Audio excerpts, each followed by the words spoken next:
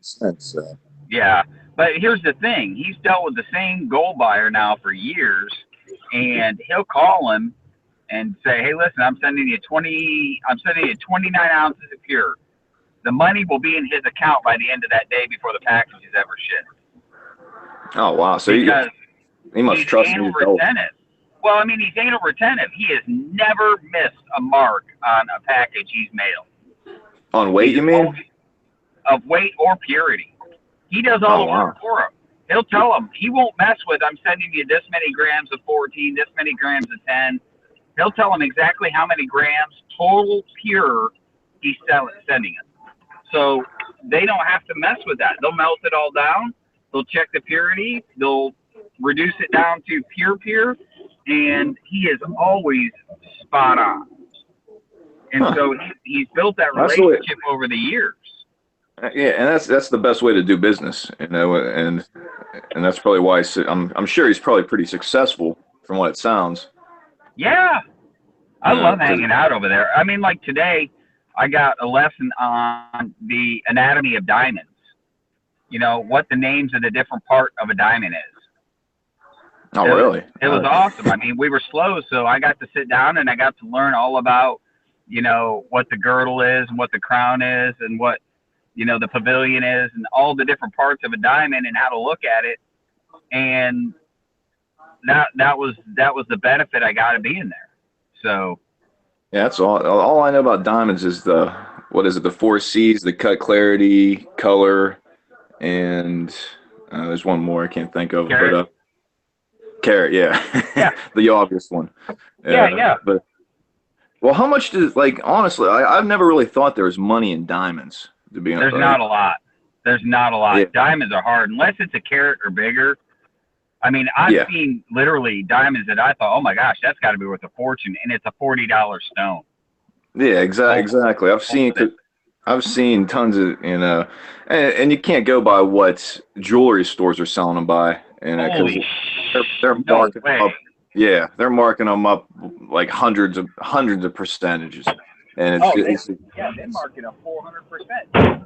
Yeah, and it's crazy. So I never thought there was money in diamonds for, you know, gold and silver. Yeah, when you're buying that, because you know exactly what the spot price is, but it's hard if you don't know about diamonds and exactly what you're doing. You're going to lose money, and quite a bit.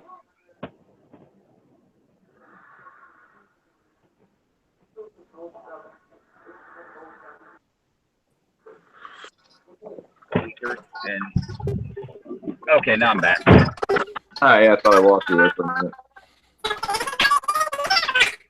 We got Mike GTO the Chipmunk.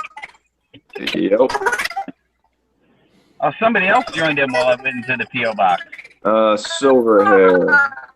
What's going on? What's going on? What up, Pops? I don't know. What's going on? There, is this better? Much better, GTO. No, I kind of liked it the other way. Yeah, never mind. I always got to get in twice.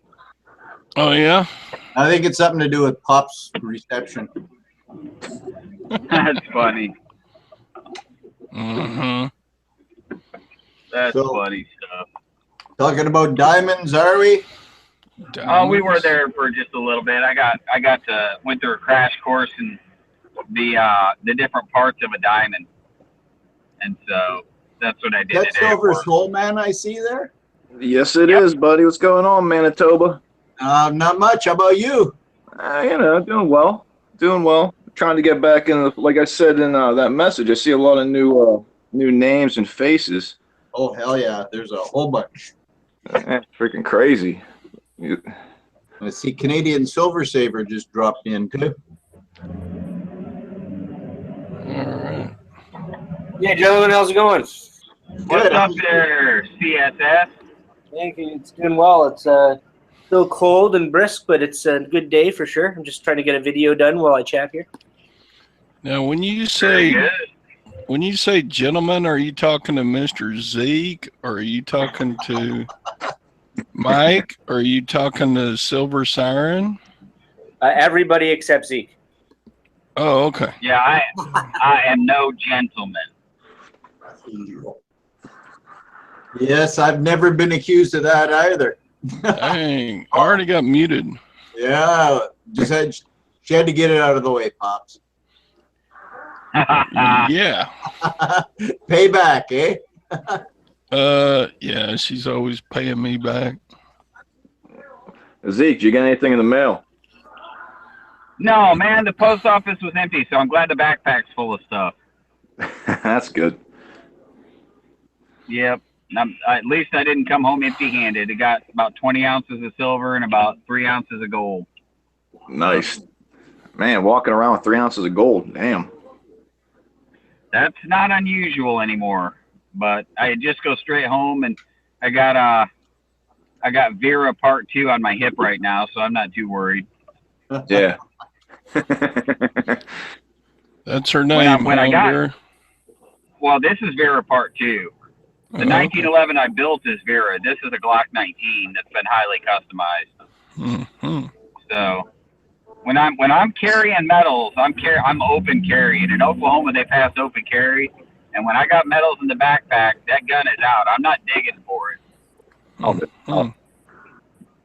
That's a good idea. Better safe than sorry. Well, plus most people see it and they just look away. They don't want nothing to do with it. It's kind of like the It's kind of like the old Willie Nelson song, "The Ballad of Pancho and Lefty." He wore his gun outside his pants for all the world to feel. There you go. It's all in good fun. Man, I feel that crud coming on again. Oklahoma can't figure out what it wants to do weather-wise. The next week, our highs are in the 50s and 60s, and the lows are in the 20s and 30s. We got rain and more snow coming. Zeke, you want a little cheese with that wine? Man, I'm just stating facts, brother. Does it usually snow in Oklahoma? Like, is there, like, every year do you get snow, or is it, like, a lot of Hell places? no. That's what I figured. So I've golfed on Christmas Day. It just shuts down when you get like a half inch of snow on the ground down there, right? No, they shut schools down. They shut businesses down. It's nuts, dude. That's crazy. They don't have the equipment to do anything, and nobody here knows how to drive. They all, I drive a little Subaru Forester, and I can't tell you how many big jacked up 4-wheel drive, redneck hillbilly special trucks I've seen in the ditch. Just get in and step on the gas. They're like, I've got my 32-inch mutters and my winch. Well, what are you going to hook that to, jackass? Hey, don't be talking about my mode of transportation. A jackass? No. A jackass. Redneck truck. I got nothing wrong with redneck trucks. It's the loosen up behind the wheel. Just because he has 4-wheel drive, he can hammer it on ice. Yeah, that'd be me. With nothing in the back of the truck, so it's just like give it a kick and away he goes. Yeah. I remember those days growing up in Michigan. We used to throw sandbags in the bed of the pickup truck. Oh hell yeah! Here they stock up on broken concrete in the fall. Yep. Dang, Okie. You gotta get. Yeah, you call me an Okie, dude, but I spent the first 18 years of my life in 4 foot of snow. Well, there you go.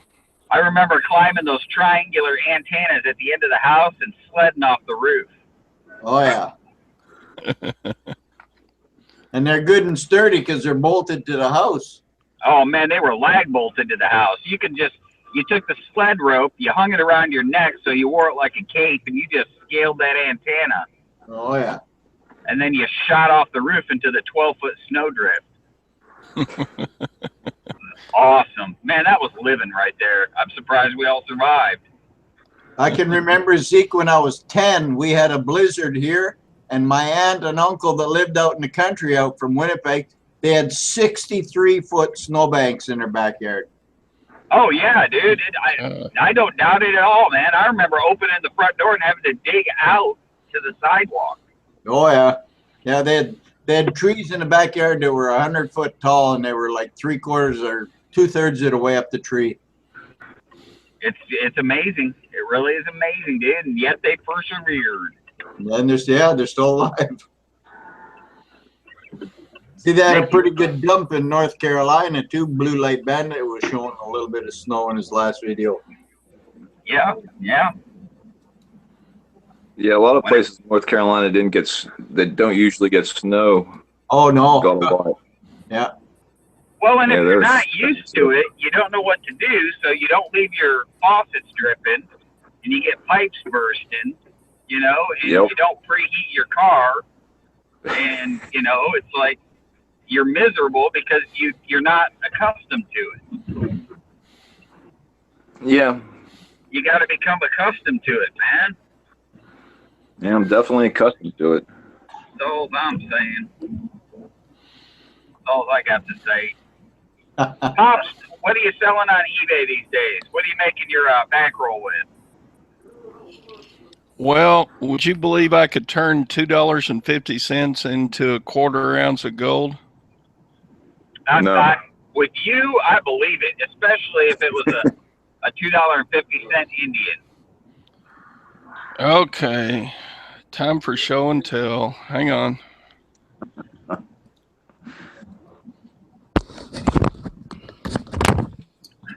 I just got a 1/4 ounce of gold. I know what it costs too, so this ought to be impressive.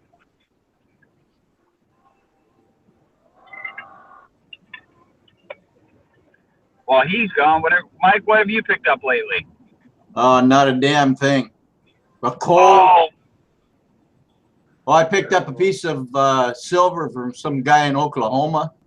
Oh man, you can't trust those guys in Oklahoma. It finally got here. You better have it X-rayed. Oh yeah.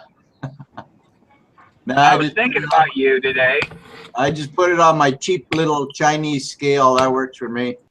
I was thinking about you today because I had a Charlottetown Canadian dollar in really nice condition sitting on my desk. I meant to buy before I left, and I forgot. That's what all that was. I got like 14 of them. Oh man, I need one. I've got one, but it's pretty beat up. It's got black stuff all over it that I've dipped and it won't come off. Oh, I got some that are in different.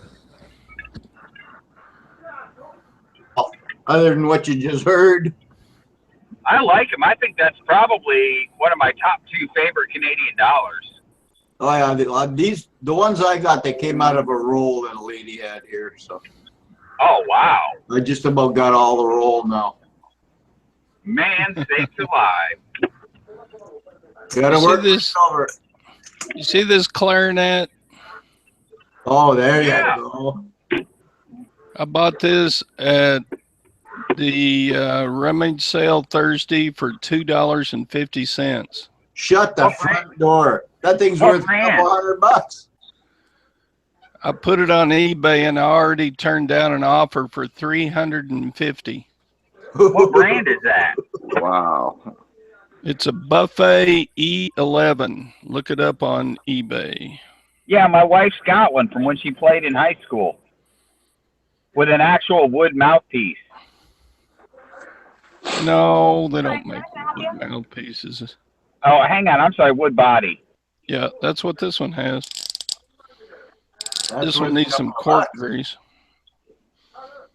So I'm a retired band director, so I was able to test it out and everything okay. So fire that bad boy up. Well, hang on to your horses. A.G. Ender's in the house. Hey, everybody. How's it going, A.G.? Oh, trying to do a couple of pours here, but they're ending up a little tricky. Is it cold? Mid-50s. That's and perfect pouring weather. Well, I'm doing it in wood, and there's some tricky designs. I'm trying to do a New York shape. And that East Coast is a little tricky with the island out there. And I got both of them marked for you. So yeah, $2.50 into at least 350. That's pretty good. That's not so I bad. was gonna say I was going through a drive-through, so I had to mute my mic. My wife's got a clarinet just like that. It's got the wood body with the plastic mouthpiece, and we had to take it and have it refelted. And the guy and she's had it since she was a teenager, and Right. she's 40 something years old now. So the guy at the store was just amazed at the condition it was in, and tried to buy it from us. And she was like, "No, this was my childhood clarinet." So I can believe there's some money in it. Where'd you find that at again? A yard sale. We have like a retirement home that has a rummage sale on Thursday mornings. Hey, weren't you just busting my chops not long ago for taking silver off old ladies? Yes, it was. He's not, though. He's only taking gold off of them. Yeah. Hey. There you go. $6.50. Oh, there we go. Still plays great. It's the Pops Music Hour.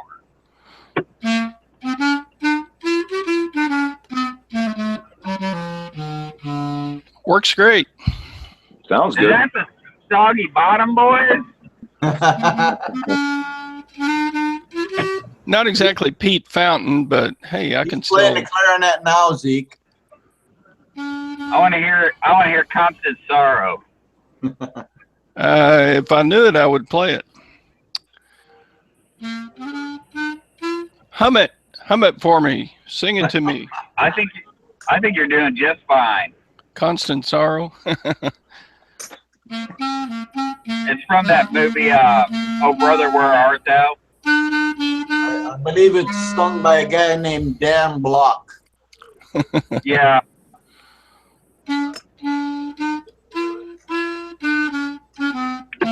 I know Allison Krauss and Union Station did it. Yeah. I don't know how I know that, but Let's see. For you Canadians, let's see.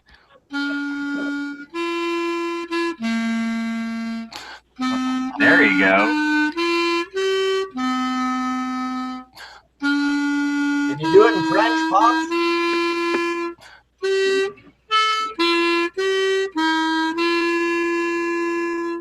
And that's pretty. I'm getting all teary-eyed here, Pop.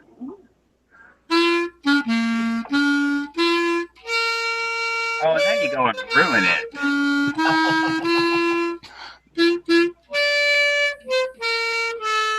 That's for us Americans. Americans. I was waiting to hear play ball. Play ball? Play ball! I'm going to check out for a second while I switch to a laptop. I just got home. Yardy. I'll be back shortly. Sounds good.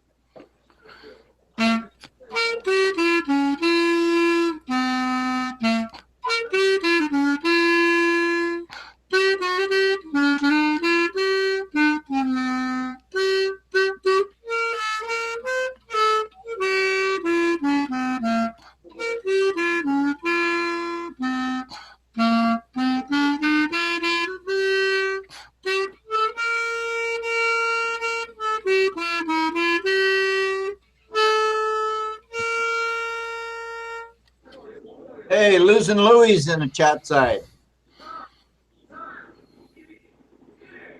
That's not money, money, money. That's take me out to the ball game. Good grief.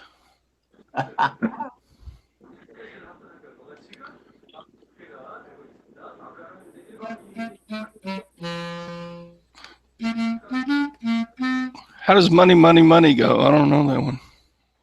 No tip for me.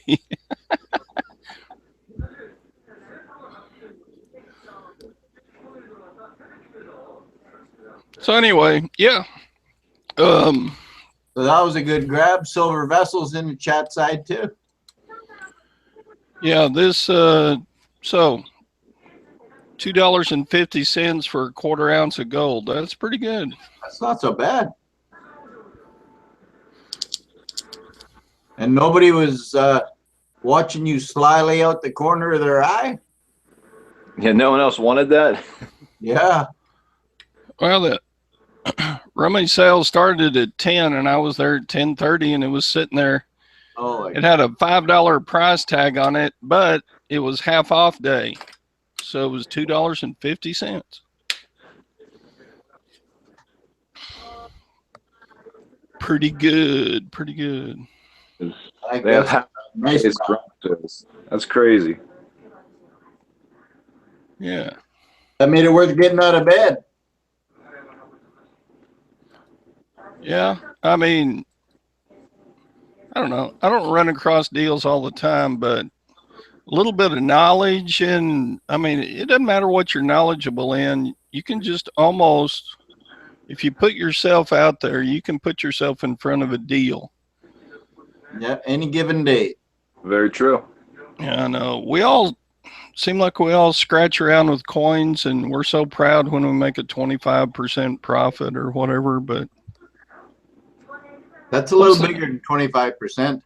what's the return on investment from $2.50 to $350? Too much. That's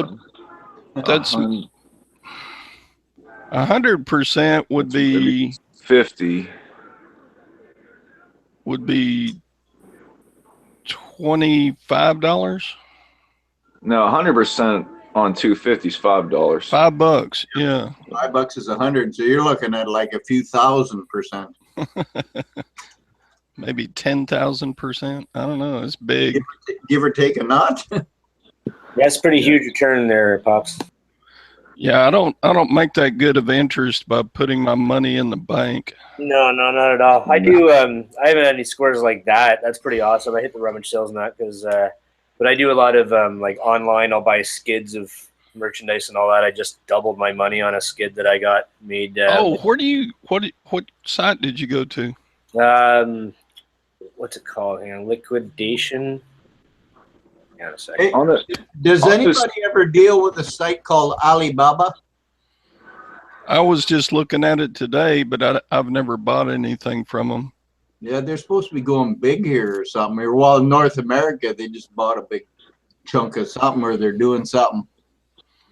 Well, they're the largest wholesaler in the world now. Yeah. They do half of all deliveries in China. Yeah, that's what I thought. But on those skids, do you know what's in them, or that you go in blind? Me, I've not bought one online.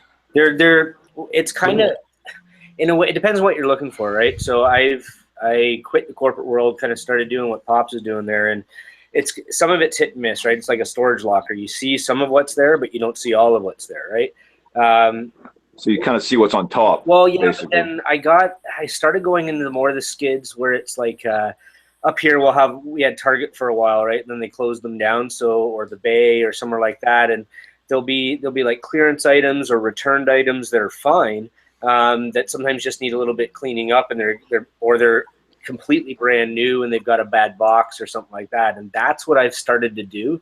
And the last lot I bought was just over 500 Canadian, and I made 1,200 Canadian off the lot. So it's nice. It's pretty good to do. And you sell the stuff quick and cheap, and I've actually been doing it less on eBay because that stuff is heavier, right? So people won't ship it, and I do it local sales. It's been great. So, but that score from Pops, man, that's unbelievable. Hey, Pops, Silver by the Ounce says you made 14,000%. Well, I haven't sold it yet. I turned down an offer for $350. Oh, there you go. 350 would be 14,000%. You're gonna make more than 14,000%, Pops. There you go. That's not so bad. That's a pretty good return on investment. Do that a couple of times a day, you could probably retire. Shoot, the shipping to the next owner is going to cost more than what the Clarinet cost. No doubt. So, yeah, use that eBay global shipping program. They'll love you. Oh, I do. God, I hope no Canadian buys it. It'll cost them $500,000 to ship it. Yeah. It don't weigh all that much. Let me see here. I got my scale here. Pops, by the way, it's just liquidation.com. I just do there's like a pile of people that, or a pile of places that you can buy from in the US. There's only a couple Canada ones, but so that's just good for me because it's only a couple hour or an hour away from me to go pick up the stuff. But liquidation.com, man, there's some pretty good stuff on there. So you have to physically take possession of everything you buy? Yeah, so I buy the skid. So like the last skid I just sold had a chainsaw on it, had a Breville like convection countertop oven, humidifier, dehumidifier, air conditioner, kind of that kind of stuff. And I sell them for less than basically half price of what they would sell for in a store, and they sell fast. And this stuff's all new? Almost all new. Sometimes it's not. Sometimes it's returned, so you got to clean it up. And well, yeah, well, that's okay. But I just meant it's not like used stuff. No, not at all. Like it's all like I got a Breville mixer, you know, one of those countertop mixers, the red ones, and thing wasn't used at all. Brand new in box. It had a damaged box, and I think that's why they didn't sell it. And I sold that thing for like a couple $100. It's great. That's awesome. Yeah, there's a fair amount of work with it. I mean, honestly, I probably win only 10% of the lots that I try to win, but that's part of the game, right? I see, Pops, you got your dummy in the background for taking pictures of your shirts, too. Oh, yeah, I got shirts and coats and... Got to have your supplies, right? Got to make it look good. Bras. I just made a killing on a few bras, too. Oh, yeah. Hey, boobs sell. Yeah, you know what was crazy? The one lot I got, it was from a drugstore that had closed down, and I got some like dehumidifier stuff like that. But it had like wrinkle cream and beard cream and stuff like that. Man, that stuff sold like hotcakes, and I made what I paid for the lot just in the wrinkle cream and stuff like that. It was unbelievable. And I didn't even know I was going to get it, but I also got a box of expired cold sore medication in there too. So that was kind of funny. Well, you can sell expired stuff on eBay. You just have to put in your description that, hey, this is beyond expiration. Yeah. I didn't with this just because of what it was, and I just thought it was funny, and I didn't even know I got it. I probably should have done it, but the wrinkle cream made me a killing. You missed out then, probably. I'll sell anything, expired or not. Yeah, you should have given the cold sore stuff away as gifts. Free gifts with purchase. Yeah. Yep. Hey, Mr. Zeke is back in. I'm back. Hey, Zeke. What's happening? Man, I see you've been busy on your videos, man. I tried to catch up on them all. You had like 6,000 of them. I was like, 6,000 videos. Yeah, I was like, what in the world? I can't watch all these. Gonna start calling him Golden Zeke. Yeah. Well, that's just last week. His 6,000, wasn't it? He had 6,000 the week before that, and before that also. Yeah, it's like 6 a day, and he's doing live calls or chats and everything. I was like, wow, man, damn. The guy must not even work for a living. He just hangs out on YouTube. Or he's doing videos at work. Yeah, that'd be nice. Last night, here's what happened. I got 3 packages from 3 people, and I'm trying to pay each person the respect I feel they deserve and give them their own unboxing. And so that makes sense. It definitely does. I wouldn't want to take away from what Silver Siren did by doing an unboxing of Atlantis Mint. I wouldn't want to take away from the other person I had by doing an unboxing of Silver. I meant Silver Vessel, not Silver Siren. I'm with you there, Zeke, buddy. I got your Christmas bar there, and I'm trying to make sure that I give you the credit it deserves. Well, I just don't want to. I used to do everything all in one unboxing, and then I thought, that kind of takes away from the specialness of what one person might have done. And so I did 3 6-minute unboxings. And yeah, I'm glad you amended that. Yeah. Yeah, short is a relative term with me. So yeah, normally videos are. Yeah, but that's short. Just imagine if every video you watched was 15 minutes long. How many could you watch a day? Well, depends on if my boss is at work or not. 96 videos a day. But I mean, I can only sit in front of the computer so long watching videos, and if I can only watch 4 15-minute videos, you got to be pretty fussy. Yeah, yeah. I totally agree. I totally agree. I'm probably just I'm gonna stop posting videos because I don't want to wear anybody out. No, you just gotta pick your poison. Every time I log on, I'm like 18 videos behind for the day. It's crazy. And then when you subscribe to, so many people, it's like, how do you pick and choose which videos to watch? That's what you got to do. You got to take 15 minutes to pick and choose. Well, yeah, you should probably cancel your subscription to PewDiePie and QSP Network and. Well, you got to watch the interesting ones. Oh, I guess. Actually, I'll be honest. I'll be 100% honest, and I'm saying this on a live chat, so there's no taking it back. I don't watch many of the shout-outs, especially if it's someone I've already subbed to, just because I'm already subbed to them. So, I appreciate their shouting out for them, but... CoinKeeper has a new channel, just in case anybody didn't know. I did not know that. Okay, her old one took a hiatus or something, and she's got a new one out already. What's the name? CoinKeeper.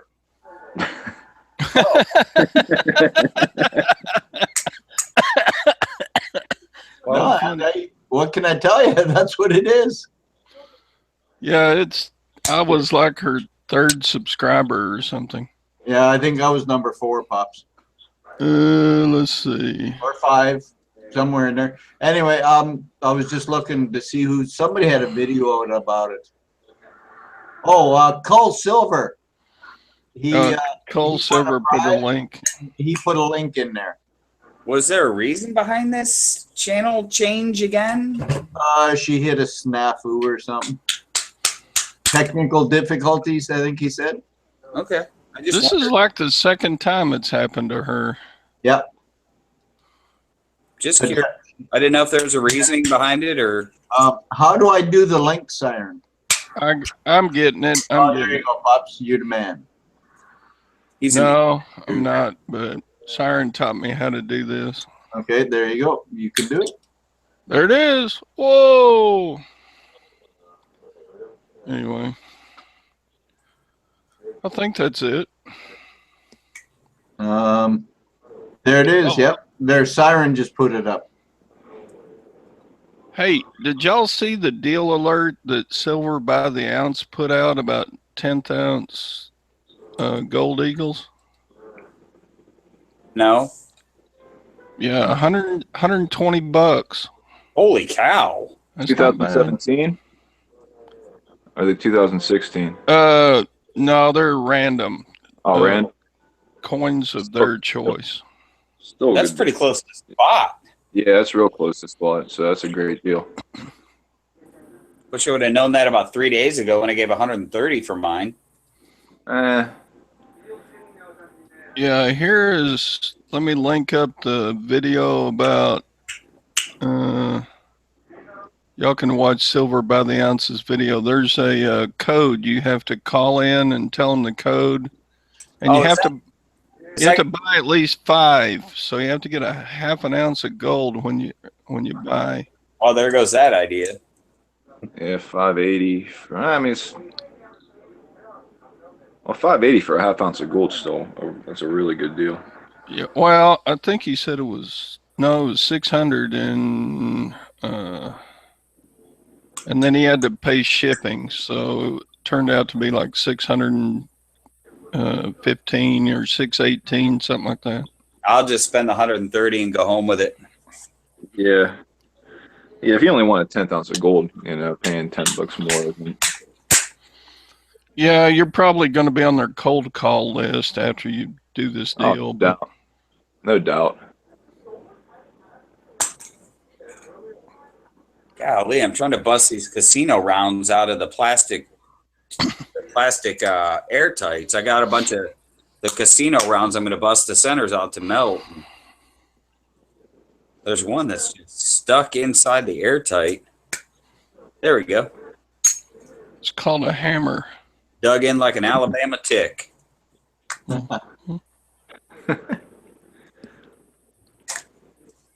Siren says, don't melt those. He always melts the good coins like Oklahoma, Claremore, Oklahoma coins and all sorts of stuff. I'd be glad to do a video, and anybody that wants to buy these things are more than welcome to buy them.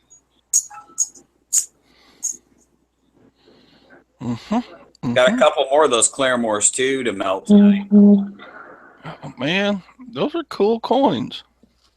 I got mine right here. And they melt wonderfully.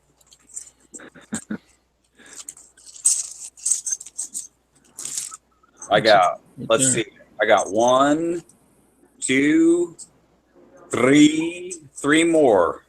Beautifully toned.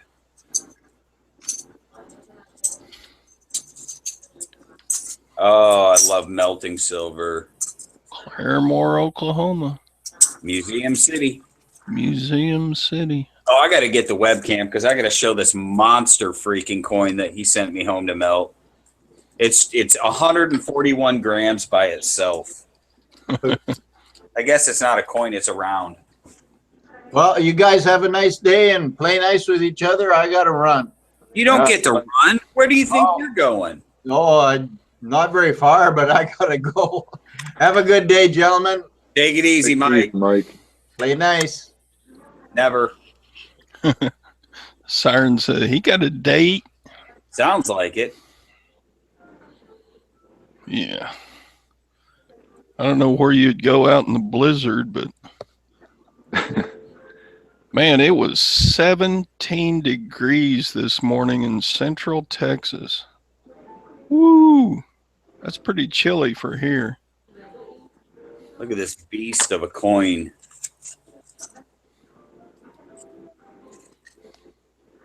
Looks like a medal. Yeah, the Golden Land. California Bicentennial, 1769 to 1969. That's kind of cool looking. You're melting that down? You bet. Liquid. I figured out that no matter what you melt, somebody is going to go, oh man, I wish I could have got that. And then you go, well, I'll be glad to sell it to you. And they go, well, how much do you want? And you tell them, and they go ahead and melt it. So what? I mean, yeah, how come you don't just get like even got a COA, buffalo rounds and stuff to melt? Oh, I do. I've got those. You got those too. This is all just junk stuff. Yeah, that's what I'm saying. Why don't you just melt those instead of the cool stuff? Well, because I melt what I'm given. This is stuff that they give me for helping out at the shop. And so I get this stuff, but then I also get the casino rounds and I get just stuff like this that nobody comes into the shop to buy. So, and I'm not an eBay guru. Plus I don't want to pay them 82% of the, selling price and then pay another 5% to PayPal. So it's easier just to put it in the crucible and turn it into liquid. Yeah. Makes sense. Yes, and I do not melt slabbed coins or anything. Silver Siren says an intervention and it is in order. I see that. You should just, well, can't you trade your cool rounds like the Claremore rounds and that bear coin for buffalo rounds while you're at the shop? No, because the people that come in to buy want buffalo rounds because they're easy to recognize as generic bullion. They don't want anything exotic or, like those Claremore rounds don't actually say silver on them. So I had to have one x-rayed and tested it to make sure that it was actually silver, because nowhere on this does it say silver. That's right. Is it 925 or? No, it's 999. It's pure, but It doesn't say it. The COA that it came with said it. So, they don't want it. So It goes into the furnace like this one right here. Mountain of Libertad. Yeah, that's furnace fodder right there. Because nobody wants it. I'm just kidding. that one's going in the tube. That's a keeper. I was gonna say I'll trade for it. I'll buy it off you. Yeah. I'm working on a tube of those. So, how's your Blackened slab coins going? Those ones you were putting. oh, I had them all spread out on I had them all spread out here last night on the chat. I've got about 20 of them now. Yeah. You want me to grab them? Yeah, I haven't seen what you had since. I mean, last time I saw you only had like 7 of them. Oh, they multiplied inside the safe. I bet they did. They made little blackened coin babies. So let me put this stuff out of the camera view, and I'll grab those, and Cool. you can go on a tour. Talk amongst yourselves. So, Pops, what's new, man? Just not much. Yeah, just buying and selling. The usual. Yeah, trying to stay warm. I think I saw a video of yours. You were replacing watch batteries or something. Yeah, I get at that last auction. I got 100 watches, and they've all had such long shelf life that they need new batteries. So, and batteries are cheap on eBay. I had no idea watch batteries are so cheap. They're probably, I think they're pretty expensive if you just go buy them at a store. But if you buy them in bulk, if you buy them in bulk, they're probably a lot cheaper. Yeah. No, it's like a cart of watch batteries like this is like $2.68. Really? Free shipping, Wow. Did you sell all the watches already? Oh, heck no. I did sell the most expensive one, right? I gave $150 for all the watches, and I sold the most expensive one day before yesterday for $125. Nice. And so I still have like 98 watches left to go. I mean, you already made your money back, basically. So, yeah, pretty close. What kind of watch was it you sold? It was a Momentum Titanium. Play some more clarinet. Nah. He put it away already. Yeah, you missed it. You left. You missed the big concert. Let's see if I can link up. See if I can. Oh, yeah. I'll screen share in a moment. I'll show you the watch that I sold. Okay. Go to orders. It'll take me a minute. I'm really fast at computer, as you already know. Yep. Let's see. There it is. Okay, and then I'm gonna shrink this screen so you can't see all the little details I shouldn't share on YouTube.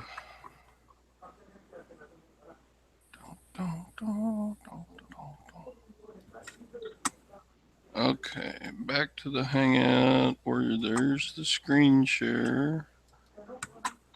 Start screen share. And there it is. Can you see that? Yep. Actually, a pretty nice looking watch. And it's got a titanium case. And I took an offer of 125, so I didn't get the 180, 190. Yeah, I didn't get my asking price. Yeah, but still, you paid 150 for 100 watches. So you really can't beat that. Yeah, I mean, if you put this in with the average, then yeah, I got this watch for $1.50. That's pretty good return on investment too. It definitely is. I don't know if it's 14,000%, but it's probably pretty close. All right, there's some Blackened coins there. I'll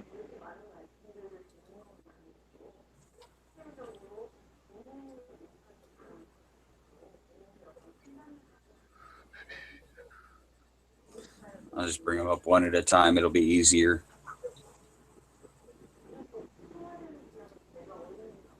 Click on my.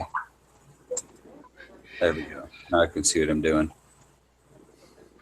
Oh. Why isn't that in a slab? Did you run out of them? No, I just haven't got around to putting it in a slab. Okay. Yeah, those look good. There's the African lions.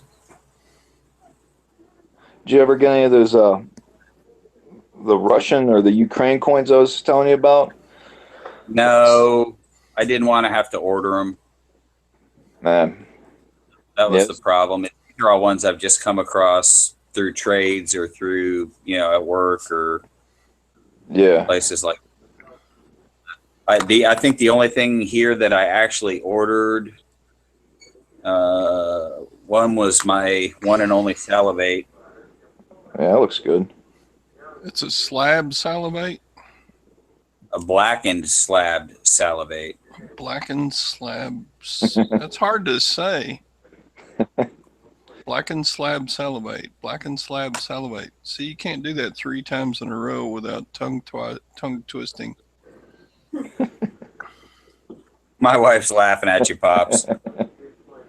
I bet. Bless her heart. Thank you. I don't think I like where this is going. Anybody that's married to a stacker or a metals person is, bless their hearts. Well, before this, all I did was shoot nonstop. So it's a welcome change, probably. Yeah. At least this I can do at home. Yeah. So you put them in the slabs yourself, right? Yeah, I ordered these slabs from Wizard Coin Supply. Cool. You can order them in multiple different sizes, and these you can actually reopen. You can crack them open. I got the Pit Bullion labels to go right here. I just haven't got around to. I get lazy. Somewhere I'm missing one. I have a 2-ounce Queen's Beast that's blackened. Oh man, yeah, that'd look. Yeah, I wish I could see that. That'd look real good. I like his Queen's Beast. Oh yeah, it's still sitting on the shelf. Well, it's blackened Queen's Beast. Blacked out there. That's pretty good. Yeah, the Queen's Beast. I actually, because it's a 2-ounce coin, I had to tape this one closed because it doesn't want to. But she's looking a little. The Queen Lizard's looking a little rough on this one. Definitely got crow's feet going on. Yeah, it still looks good. Look at the hair, the detail in the hair, though. Yeah. Wow. Well, the Blackened really brings it out.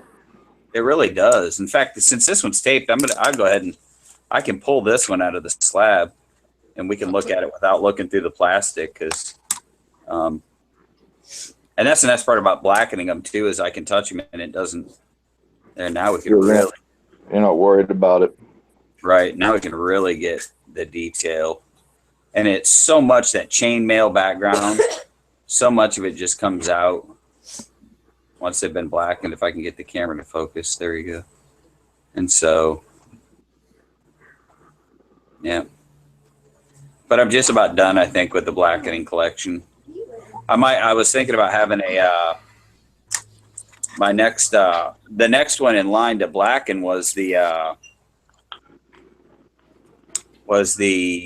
Pub Joy Mint. The reverse proof angel. Yeah, I don't know why you'd want to blacken a reverse proof. I don't know how that'd look, but Well, I had him try a panda, and apparently it did not. It fried it, so he sent me a replacement. Fried it. He didn't have to do, but Mike at Bullion was. I mean, he's that kind of a guy. So he sent me. Yeah, definitely. He sent me a replacement panda, and we haven't tried a panda since. So that's the one that I really wanted to have that I'm missing. What happened to it? He couldn't blacken it? Yeah, something about all the different finishes on the panda. I don't know the specifics. He just said, he sent me an email and said, dude, I ruined your panda. You've got a new one on the way. I got to wait till it gets here. But once I get the replacement, I'll mail it to you. Did he send you a pic of what it looked like after he did it, or? He wouldn't even do that. It was that bad? I guess. I felt bad for him because he didn't have to order a replacement panda. Yeah, you can just melted it down. Yeah. Knowing that, you know, if something goes wrong, I'm the one that requested it. So, yeah. But he wouldn't take no for an answer. So, yeah, I wonder what happened to it. People are nice. Then you have to be nice right back at them. Yeah. Jeez, Pops, you don't have to be nice to him. Yeah, dude, it's a rule. If somebody's nice to me, I got to be nice right back at them. See, like you ever played by the rules. Yeah, you'd rather him just be an ass to you, right?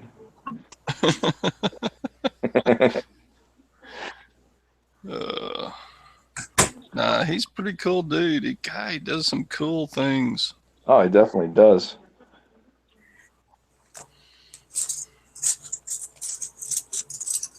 I don't see how he does what he does at the price he charges. I think he has to put more work into it than because he only marks up stuff like $10 to $20, if that. Yeah, so I'm like, there's a lot of equipment too, I'm sure. Oh yeah, it's just a lot of work. I'm sure it probably takes him a while, like at least an hour, to do some of that stuff. Yeah, so like, dang, if it's not just an assembly line, he's losing money every one of them he makes, even though he at the price he gives. You know what I'm saying? I don't think he's losing money, but he ain't getting rich. Yeah, exactly. I'm Yeah, sure he's not making a ton. He's definitely not doing that, but he's getting his name out there. There's a slim margin in metals. If I've learned one thing hanging out at the coin shop, there is not a big margin. No, not at all. But I know he's getting his name out there because I got a few buddies that are just that aren't on YouTube, that are into metals and stuff, and they found his sites, and were asking me about them, and so he's definitely getting his name out there. Oh yeah, it's amazing how quick your name spreads too. Yeah. Mine didn't. There's tonight's nice. A little bit of gold. Destined for the crucible. And I got yellow, and I actually got real 14-karat white gold. Nice. It's not plated. It's not rhodium plated. It's actually a mixture of metals that it makes it white gold. He asked if I wanted to melt that, and I'm like, why? It's just plated. He said, no, this isn't rhodium plated. This is actually a mix of palladium and other metals to make the gold white. Huh. And so I got about 15 grams of that to melt. That'll make one nice little button. Oh, definitely will. So side chat, they're talking about libs and pandas, I think. Libertads. I gotta get over there and look, I guess. I'm working on a tube of Libertads and a tube of Onzas. I prefer the Onzas over the Libertads. I don't know. I like them both, to be honest. I do like the Onzas, though. I like them a lot because I got a roll of the 84s, I think they are. Yeah, I love how chunky they are. Yeah, yeah, they're definitely. I like nice thick coins myself too. So Yeah. I mean, they're like the pre 2 ounce coin, 2 ounce coin. They've yeah, got that same feel to it. I like the design too, to be honest. But I don't know. I like the new Libertads also. Well, if you're talking designs, I go further back. I like the coin press Anza. Yeah, those are really nice. I love that. That is Yeah, absolutely. I'd love to find. I wish they'd have done a proof coin press Anza, because that would have just been probably my favorite coin. yeah, that would have looked real good. Yeah, the high with the fields high polished. Mm-hmm. Oh, dude, that would have been freaking or reverse proof. Yeah, that's exactly what I was gonna say. Make one of those in reverse proof, and it'd be So gorgeous. the coin press is high polished, and then the fields Uh-huh. are matte. Oh, dude, that would have been sexy. Oh, The reverse proof finish is probably one of my favorites. So that would look really good. I think it is my favorite. I've got an enhanced reverse proof 2013 Eagle. That's my all-time favorite Eagle. What do you have? The It's 2013 enhanced reverse Oh proof. yeah, I have that coin too. Yeah, that set's one of my favorites. The enhanced reverse and the reverse proof, and the Yep, I got two of yeah, those sets. yeah. That's probably those are probably some of my favorite coins. The enhanced, especially. I love how the dress is like different. Oh, you It's can like see every single fold. uh-huh. Yeah, that's a gorgeous coin. That is definitely one of my favorites. To me, they're the only. That's the only. And I say this every chat, and I get kicked at every chat. But to me, that set are the only Eagles that I actually like. I mean I have a bunch of tons of Eagles, but yeah, that's definitely my favorite set. But they're all this, they're all you get The same yeah, you get proof, and then you got burnished, and they're all exactly the same basically. So proofs to me just don't pop. no, But but that enhanced reverse proof, damn son. mm, yeah, it definitely is. I mean, I like the Libertads when they finally started making those reverse proofs too, but I don't have one of those. I should probably get a reverse proof Libertad. they're freaking outrageously expensive. It's not something I think you would buy. That's probably why I don't have one.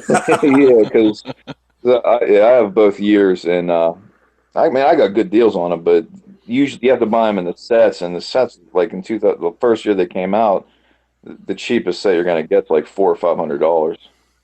Yeah, that's almost a half ounce of gold. I'll pass. Yeah, exactly. Exactly. I mean, I paid half that, but it's still outrageously expensive. So that's a quarter ounce of gold. Yeah, not quite a quarter ounce. Yeah, but close to it. But yeah, I mean I like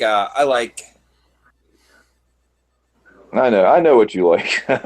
Yeah, you go, I'm a you go. bullion guy, just plain bullion. But Yeah, occasionally, I mean, sometimes something grabs me like that angel. which And oh the yeah, the other, reverse. Well, those are close to spot too. You're not. I mean, those are only like $35, $40. yeah, But I think I gave $26 when I bought mine. yeah, when they I first. bought coins. I bought the angel, and then that was the last year they were doing the angel, or no, the Michael slaying the.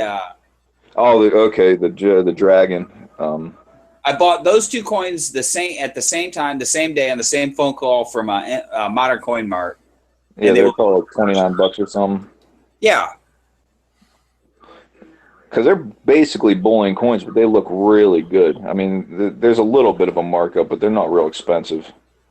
no, they're. I think the way I would put it is they're a really good value. Yeah. Oh, I agree. I definitely agree. Especially when you got the last year and then the first year coming in with the other one. I forget what it is, but yeah, I Yeah, got a couple of them. yep. Yeah, I grabbed a couple of each. yeah, so did I. They're nice coins. I wish I would have got more when they were cheaper. I need to get one of those. One of the Chinese New Year. Mr. Monkey Swag 96 just did a video on it. It's got the it has the different symbols on it. Like it's the dragon and the rising from the phoenix. Yeah. Yeah. Coins. I didn't realize how much symbolism was in that coin. That's actually, I did a little reading on it today. That's a version of the yin yang symbol. Yeah. Oh, yeah. I definitely. Yeah. I know that because there's quite a bit in that coin. But they come out with one like last year's. They had a different one. I'm trying to think what was on that, but like they're like they had the 5 blessings. I think that's what this one is too. The 5 blessings. Yeah. Yeah, and they come out with one almost every year.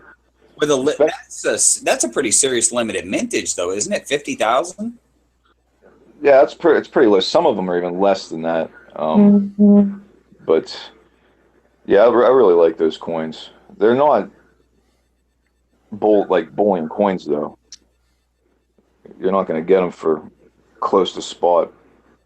What is commemorative Philharmonic? Hidden, that word about expensive coins. Just ask what the commemorative Philharmonic. What commemorative Philharmonic? Are they coming out with a commemorative? I don't know. I haven't heard anything about that. The Philharmonics are basically just. I thought I just finished my tube. I did hear they're coming out with fractional Philharmonics. Oh, silver or gold? Silver. I think both, actually. They've always had fractional gold. Gold. Yeah. The silver. I just heard they're coming out with fractional. I read an article on it the other day, and I plan on picking up a couple of those as long as they're close to spot. I mean, of course, fractional are always a little more, but I thought that was cool. But they're with coins, they're just coming out like they're starting to just basically bring out everything. You know what I mean? There's so many different coins out there. It's too much to keep up with. Yeah, that's why I'm doing my tube at a time. I filled my fills, my panda. I filled my. I've got a tube of fills, tube of pandas, tube of eagle. Well, multiple tubes of eagles. Tube of Britannias, tube of maples. Now it's time to do a tube of kangaroos and a tube of Noah's Arks. Nice. No, I really like the Noah's Arks. A lot of people don't like them. They're like the cheapest bullion. Them and the Philharmonic that you can get. I don't know what. That's why I started with the fills. Yeah, I don't know. Kangaroos. A lot of people don't like the Noah's Ark, so for some reason I don't know why. I tell you what, they're gorgeous coins, but they don't have. They're all polished. They don't have matte finish fields or anything like that. So well, they're bullion, but they have that proof, almost a proof finish to them. And I mean, I like that. I think they look really good. But that's just me. I think people are just kind of tired of them. They do the same design every year. Same thing with the American Silver Eagles, I was about to say that myself. I'm like, well. And the Noah's Ark have only been around since 2011, and the Aces have been around since what, 85 or something? Yeah, but that's America. That's America. That's America. You're right. My fault. If you're buying, yeah. Hey, do you guys had any issues with the spotting on the Philharmonics? Nope. Who's that? Is that Mercury Mark? Yeah, Pops. Now, Mercury. AG Stacks last night showed he opened a tube of fills and they were all spotted up. Yeah, see, I have that problem too. I started early off about 2 years ago. I started picking up fills just as much as I was picking up American Silver Eagles. But I just ran into so many issues with those spotting up. So I actually unloaded a lot of them. Just recently or since 2014? No, I unloaded. I had rolls from 2013, 14, and I unloaded most of them in late 15. So sold them off. I just finished filling my tube. It's random dates. Yeah, I've never. No, I'm thinking of the Noah's Arks. The Philharmonics, I'm trying to because we Yeah. were just talking about them. I mean, I've had some spawning issues, but not that bad. But more recently, like 2016, 2015, like the early years, I didn't have too much of an issue. Yeah, I mean, the reason I was picking them up, yeah, is because that Yeah, much lower premium that's on them, and you can find yeah, them, at least definitely. for me, you can find them anywhere. So See, Yeah, they're not common in here in Oklahoma. I had to trade for them. well, they're around. I see them like in coin shops and stuff. They're around up here in PA, but they're not as common as a lot of other coins. hmm We see tons of ASCs and maples. Oh yeah, of course. Those are like the two. Yeah, Yeah. they're everywhere. Well, that's what your generic customer at a coin shop wants is ASEs and maples. Something recognizable. But Well, they're 3 and 4 1/4 over spot. Generics are only 2 over spot. how much over spot? You say 3 and 4? Maples are 3 and Eagles are 4. Wow. Yeah, here it's about 2 for maples and about 250 for American Silver Eagles. Yeah, my coin shop has them 4 or 5. Yeah, over spot, most of them, but I don't buy my ASEs from the local shops though. Yeah, I wouldn't either. They're $5 over spot. Wow. Yeah, it's just they're just way too overpriced. That's What's crazy.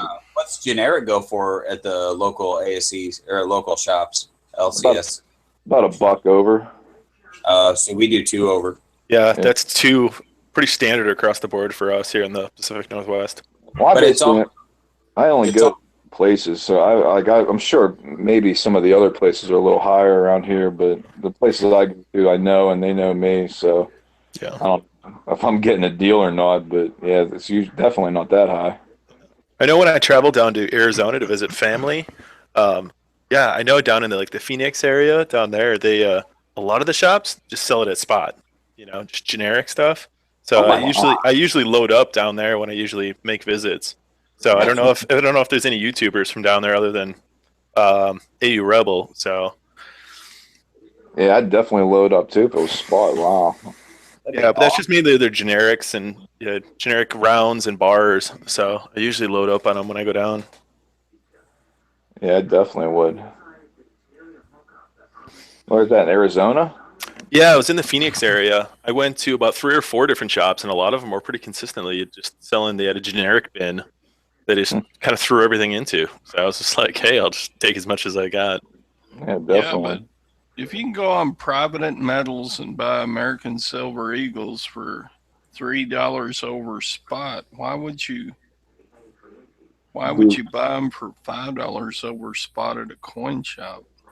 Yeah, I don't. Yeah, that's why I buy mine all online. So some people want to come in about 1 or 2, and they don't want to pay the shipping, or they don't want to pay the higher $100. Yeah, well, a lot of places you have to pay $100, but like with JMB, you have to buy $100 worth to get free shipping.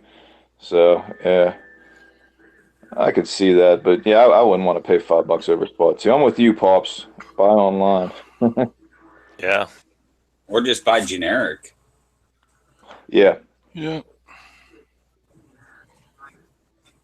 Or buy hand poured. Isn't it funny how a bunch of the generic silver won't spot, but all the fancy stuff is spotting? I thought that same thing, and somebody posted on a chat the other day, they broke out a roll. They broke out 2 or 3 rolls of generics that were all milked up. And because I thought I'd never seen an Indian, spot up, and they broke out a roll, and it looked like they dunked it in milk. Wow.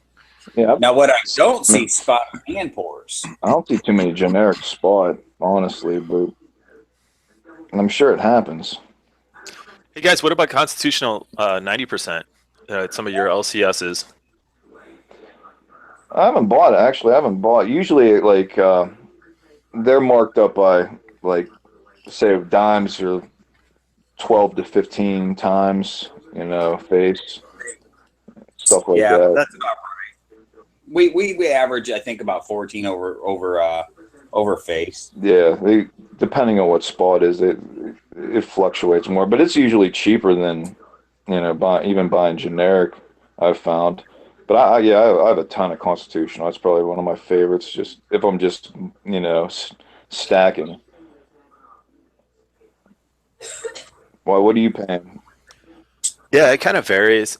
Somewhere usually, depending upon the stores, 12 to 14% seems pretty standard out here. If you can get it for 12, that's a good deal. I usually try to pick it up, but I mean, as of recently, as I mentioned in a couple of my videos, it's been challenging. The stocks and most of the LCSs, they're just sold out. Oh, we've got. I mean, even some of the dealers that I'm really well, know them really well and develop relationships with, so it's not like they're hiding it or anything for other customers.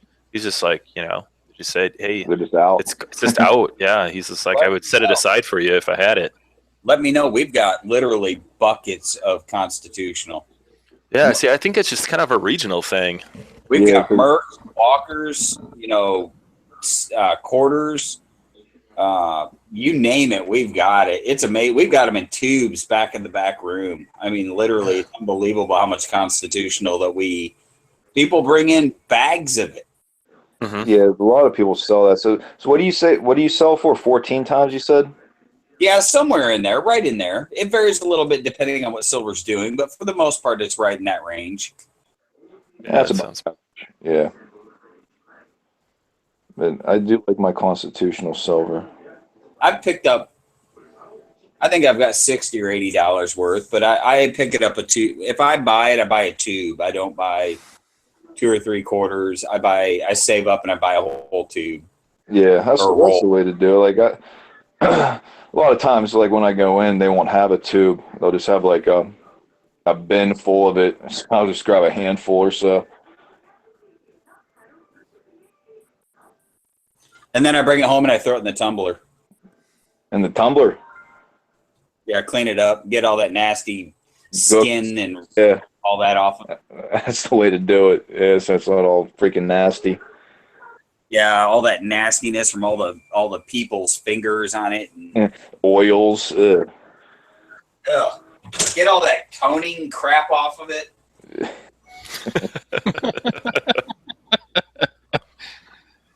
I don't want my silver looking old. I want it looking fresh and new like it came from the mint. Dip it. Let's see here. Here's some Canadian constitutional that got reborn. Nice. I don't have any Canadian constitutional. Those quarters, Zeke? What are those? These are Canadian half dollars. Oh, halves. Okay. Yeah. I went through a phase where I picked up 2 rolls of each of the Canadian denominations.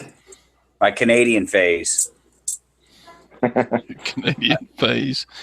I went through a Canadian phase, and what I did is Hi-Ho had just done a video on cleaning coins, and I thought it was so hilarious because everyone just, went crazy. I can't believe you. You're gonna go to hell. There's a special place in hell for people that clean constitutional. The same people that talk in the theaters and stuff like that. Isn't that the alternate name for a bunker is hell? Something like that. What I did is I picked up 2 rolls of each, and I would clean one roll and leave the other roll original. So I have a clean roll and then a nasty, dirty, greasy, 100 years worth of different hands touching it roll. Yeah. Hey Zeke, what do you have there that looks like a crab on it? Is that a crab or is it just my screen? What is that? Crab. This one? Yeah. It looks like crabs to me. It's a fractional piece of melt silver. Oh, okay. Going to go in the crucible. It's cancer, right? Yeah, that's what I was going to say. It's a cancer coin, or cancer line. That's my sign, so. That's my sign too. It's a good sign. Yeah, I brought it home to throw it in the crucible. Got nice. That one. Got, I don't know what this is. Some kind of membership. Franklin Mint Collector Society member.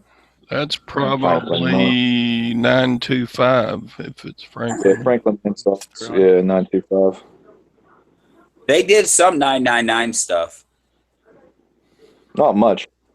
Not much. This is from 1975 though, so Might be, but most of their stuff from years back is 925. I'll pull that one out and I'll melt it in a crucible by itself, and we'll see what happens. Because I can tell when I melt it in the crucible. Yeah. If I get any, there's a lot of signs when you melt it. Like this one looks like sterling because it's got that matte finish, but it's actually marked 999. So, 100th anniversary. It's hilarious the things that I melt that people see and go, "Oh my God, I can't believe you're going to melt that. Don't melt that. Ah." And it's like, well, what the heck do you expect me to melt? Shot at $4 over spot? Shot is $4 over spot? No. Shot What? ridiculous. You're joking, right? No. What? Shot is insane. Get online, go to, and it's under industrial metals. Oh my gosh. Shot is insane. I would never buy shot. That's like melting like ASEs. Yeah, you might as Not was that much over. I didn't think it had a premium like that. That's crazy. Oh my! It's got a higher premium than generic rounds. Then why wouldn't you just get I mean, I guess it's smaller, and some people might think it's easier to melt. But... Well, they have to make it. Provident has it for $17.25 an ounce. See? And how much is their cheapest generic round? Let me look. Probably 17 something. Yeah, I was gonna say 17 around there. Yeah, this is what a spot at like 16 and a half right now or something. 17.30. So spots more than generic round. Elemental 17.25. So you can get elemental rounds from Provident a nickel cheaper than their shot. So when you start multiplying that times large quantities, spot all of a sudden becomes really expensive. Yeah. I think you're exaggerating a little at $4 over though.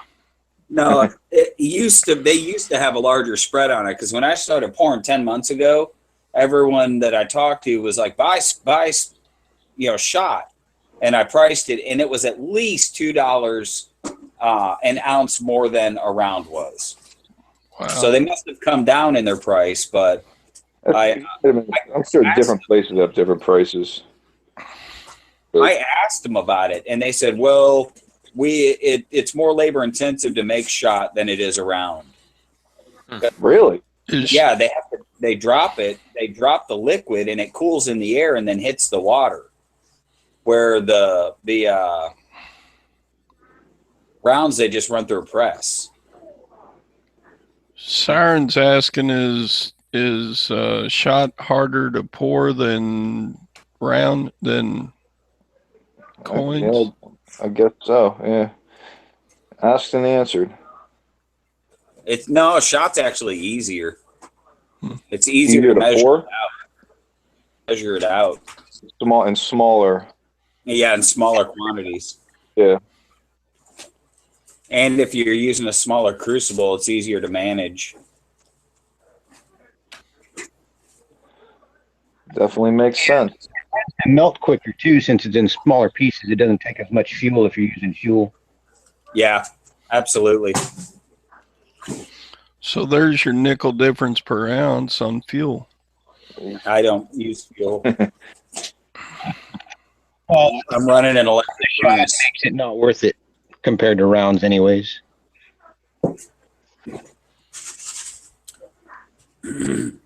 What's that, AG? Oh, I said the premium on the shot makes it not worth it to use. At least not. That's what I was saying. And it's like 5 cents difference. Yeah, I mean, if you can get it for the same you can get rounds for, go for it all day. That's the only time I've ever used shot is I bought some off eBay, and a lady had bought a storage unit and found some in the storage unit, and I got it for actually a little below spot. Yeah, I wish I had more cash at one coin shop I went to last spring. He was selling for $1 over spot. He had a bunch in his case. Oh my gosh. Now, at that time it was a little higher, but it still was only 18 an ounce. 18.50. Yeah, that would have been a good investment. All right, fellas. It was good talking to you, man. It was good chatting. Yeah, it definitely was, man. So maybe I'll see you next week. Take it easy, fellas. Have a good night. All right. See ya. See you later.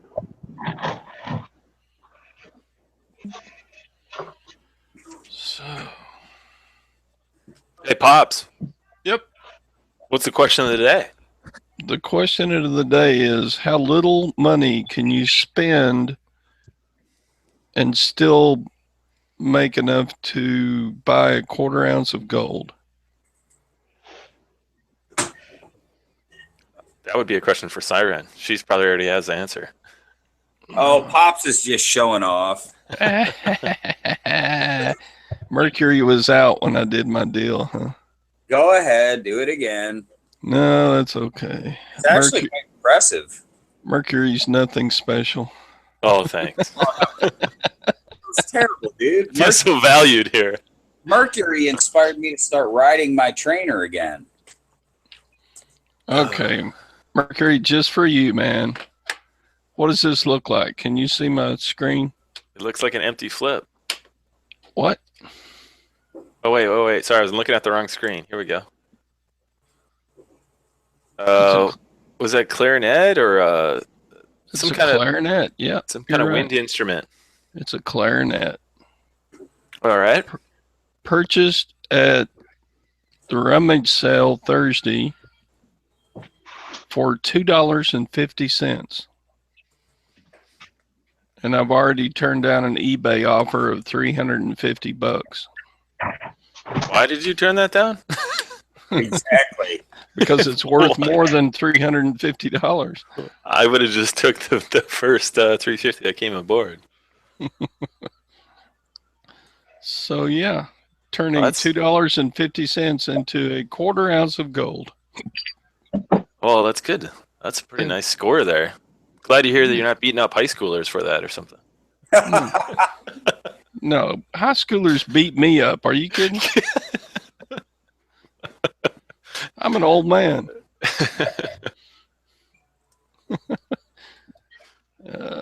I used to be able to run away from high schoolers, but I can't even do that anymore. You need to get yourself a powered scooter. I should do that. No, I got a Ford F-250. I run their butts over. Get off my lawn, you punk. I'll squirt you with my water hose. Good grief. CCT is in the side chat. Yep.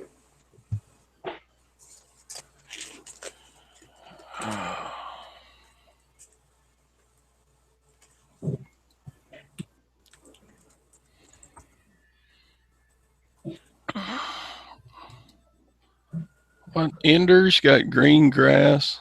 That's just not right. That is serious green. That's what happens when it rains and it just gets green. Since we can't water here in California. Dang.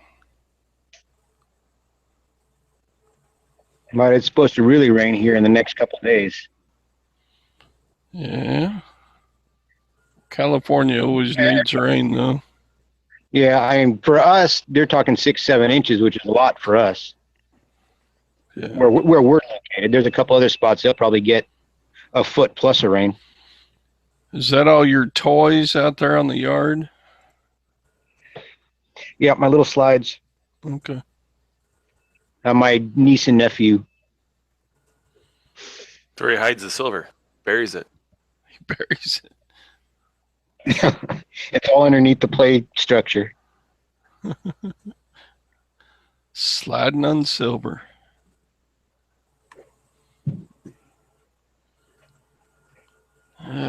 Oh, the workspace.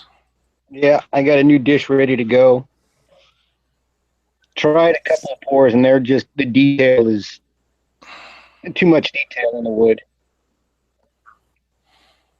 Had a couple people want me to try a New York and a Massachusetts, and the East Coast on both of those is just too much detail. You know, I'm surprised that you can't just go to Ohio Carbon and buy, 2 by 3 by half-inch thick pieces of graphite. Use your router and router it out of graphite. I might be. It'd be just as I've routered out of graphite. It's just as easy. It would be you just got to hook a vacuum up, but you can control it just as easily as you could wood. If you're just doing a flat, not a 3D, just a flat pour, you could do it out of graphite.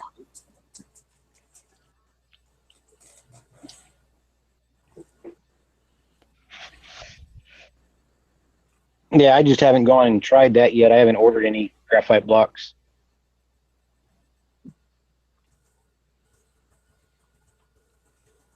It's not that expensive. It's surprisingly, you can get, the last time I ordered, there was a minimum order of $24.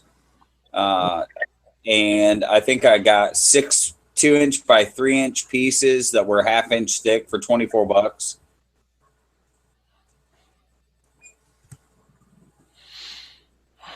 I mean, it's not. It worked for me too, price-wise, because, I mean, that board there is still left over from what I got before, and I've only gone through 2 feet of it, flipped it over, and I'm working on the second side.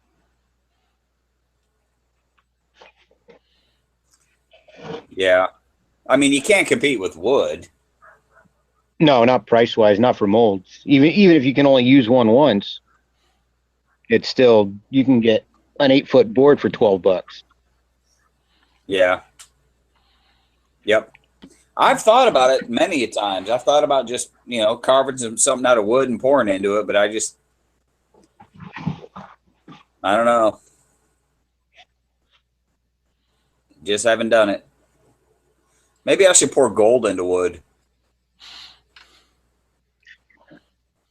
I don't know if your small amounts are going to work out well in wood. You do little tiny, That's a little tiny bar, maybe something like that. Pouring 2 ounces, that's about the max I've poured. A little over, actually almost 3 ounces. Yeah, well, if this little one's anything like the other one, then it's going to be about 2 ounces also once I'm done. Yeah. And probably the same with that one. It's just a little bit wider as opposed to as long as the other one. Yeah, I've got some molds like that, the long, narrow Kit Kat type bar.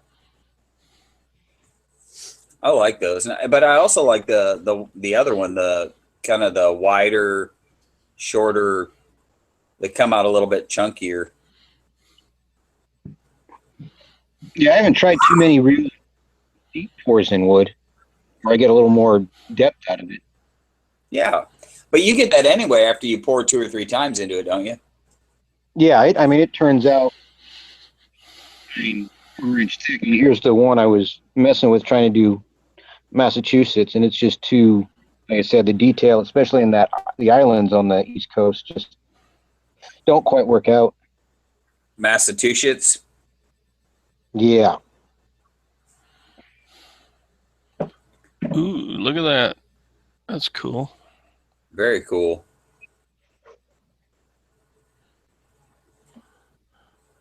Looks like the veins on my legs.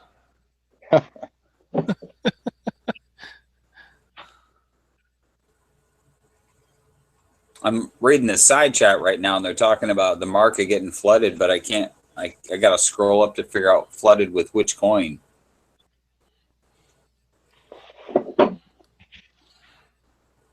Yeah, I wasn't looking at that too. I've got my tablet open to that. I think they're talking about Perth Mint. Or no. Odin's.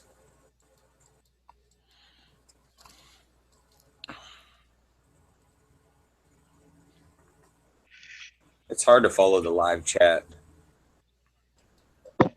Yeah, you kind of got to be in one or the other to follow that one. Not Siren. She's like omniscient. Okay, I see what you're saying now. Lady Liberty Stacker. It's the eccentric coins like the Odin. Yeah, like somebody did a video on the Guy Fawkes coin, and I was not a fan at all. It was just too far out there, which is sad because I really like the movie V and I like the Guy Fawkes character, but I wasn't impressed by the coin at all, and it was expensive.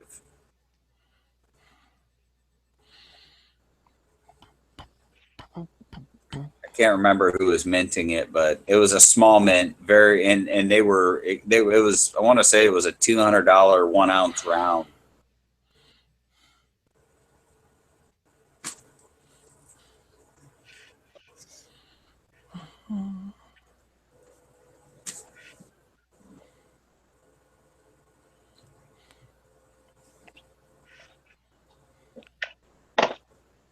It got quiet in here.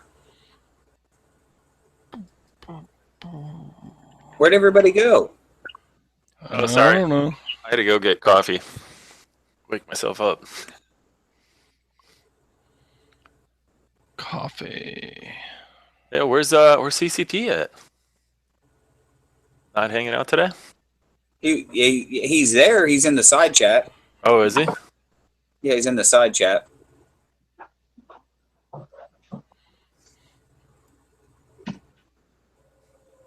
And I'm kind of reading along. They're talking about the hype on some of these really eccentric coins, and then the speculation that a lot of them don't sell. They just remelt them and then pour something else out of them. I'm waiting for the next privateer to come along. How many are supposed to be in the series? Have they released that? No, they haven't. They haven't said how many they're going to do. That's what I like about the Queen's Beast. At least you know how many they're going to do. The privateers and the Egyptian round and the privateer, they're both kind of open-ended series. So yeah, and they were, man, the privateer was hot and heavy there for a while, and then just stopped. Yeah, it's just quite a bit of a lull here as it went into the holiday period. And it also as spot dropped. True. I don't know if maybe they're just waiting for a little bit, or I tell you what though, the first 5 coins in that series are going for a pretty penny on eBay.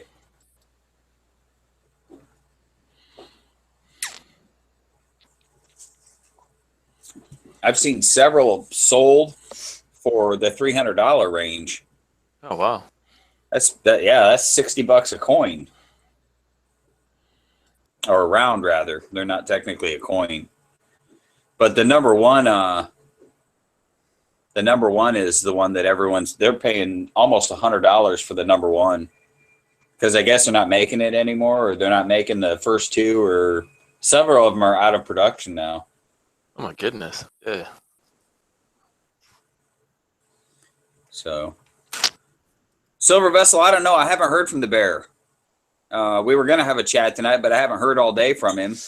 And so, if not, I'll probably pour. I've got an order I got to get put together for the fella in Japan. So,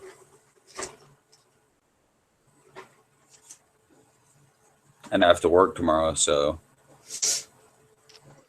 got to work tomorrow. Tomorrow's the best football games are on. No, I don't watch football. I'm just never been a football guy. Oh, no? No. Besides, if I work on Sundays, I get Wednesdays off, so I get to hang out at the LCS on Wednesdays. Hey, there you go. So, Zeke, what did you work this previous week? Yeah. So what was the most interesting thing that came in the shop that you saw? Oh, gosh. Most interesting thing I saw come into the shop. I work Wednesdays and Saturdays, and today was pretty dead. Wednesday,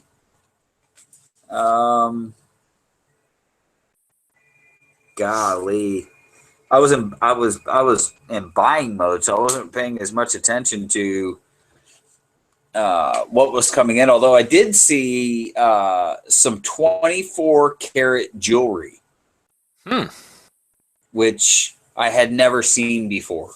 So was this some older stuff? It was from the Middle East. Oh, okay. I was gonna say, yeah, that's kind of rare to see. Yeah, it was 24, and you could spot it across the room because it's a real dark colored gold. And it was actually 24 karat jewelry.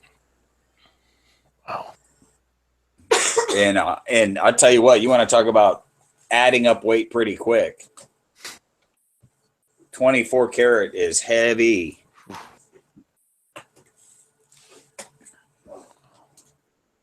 So, but it's been pretty slow lately. The holidays and the weather and.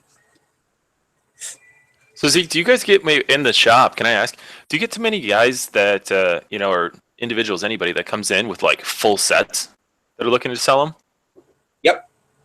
Yeah, we've got several full sets of mostly constitutional. Like they'll bring in a full set of Morgans or a full set of pieces or a full set of $50 in a nice wood presentation box. In fact, Aikio's got a set that I traded him. It was 50 states in 1 ounce bars in a huge wood presentation box. Oh wow! And so they come in. It's now we don't get full sets of like bullion coins. Mm-hmm. But it's amazing how many people just wander in with 5 or 6 gold eagles or 5 or 6 or 8 or 9 Krugerrands. Hey, I just want to sell these. And it's like, dude, what are you just bopping around town with 9 Krugerrands in your pocket?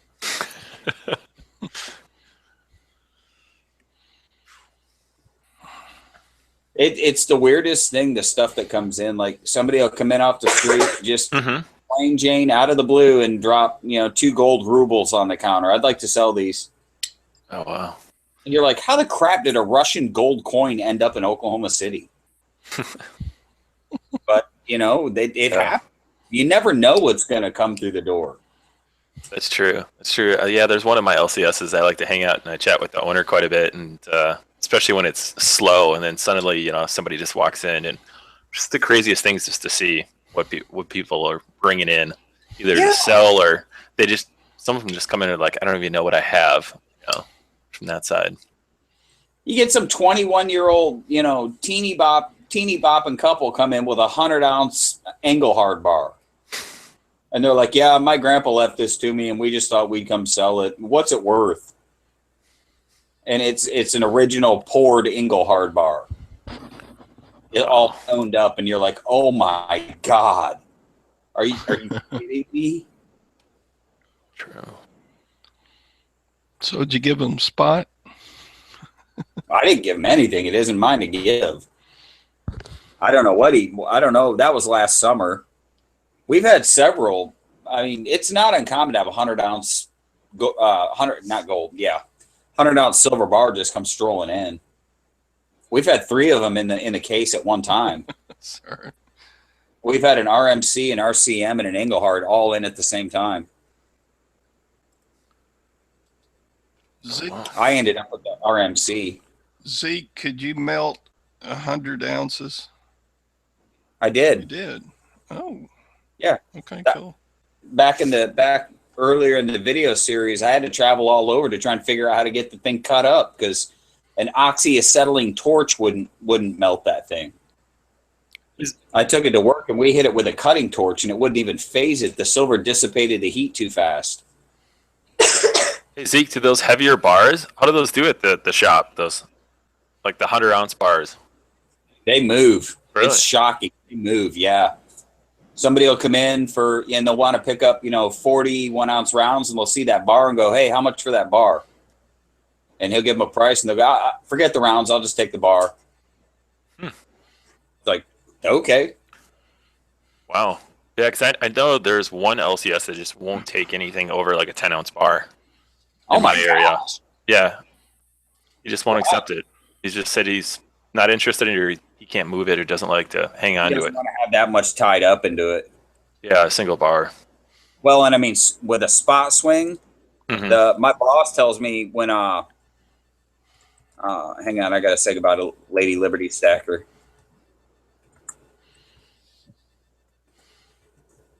He was telling me a story about when, you know, spot's at $30 an ounce, and he had a guy roll in with a 100-ounce bar, so he bought it because he buys anything, and within a week it was worth like $1,800.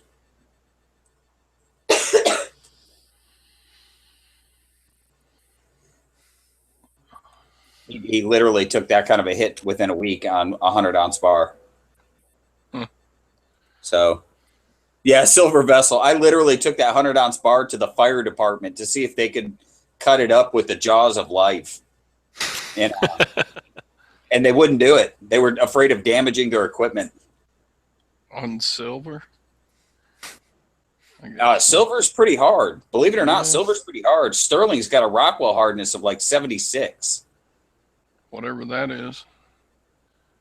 It's a scale in which the hardness of metals is measured. Yeah, I understand, but I don't understand. I don't know off the top of my head the Rockwell hardness of different metals.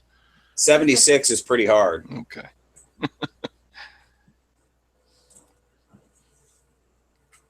Yep, it's pretty hard. So, because when I try and stamp my Tree of Life on sterling pores, it is incredibly difficult.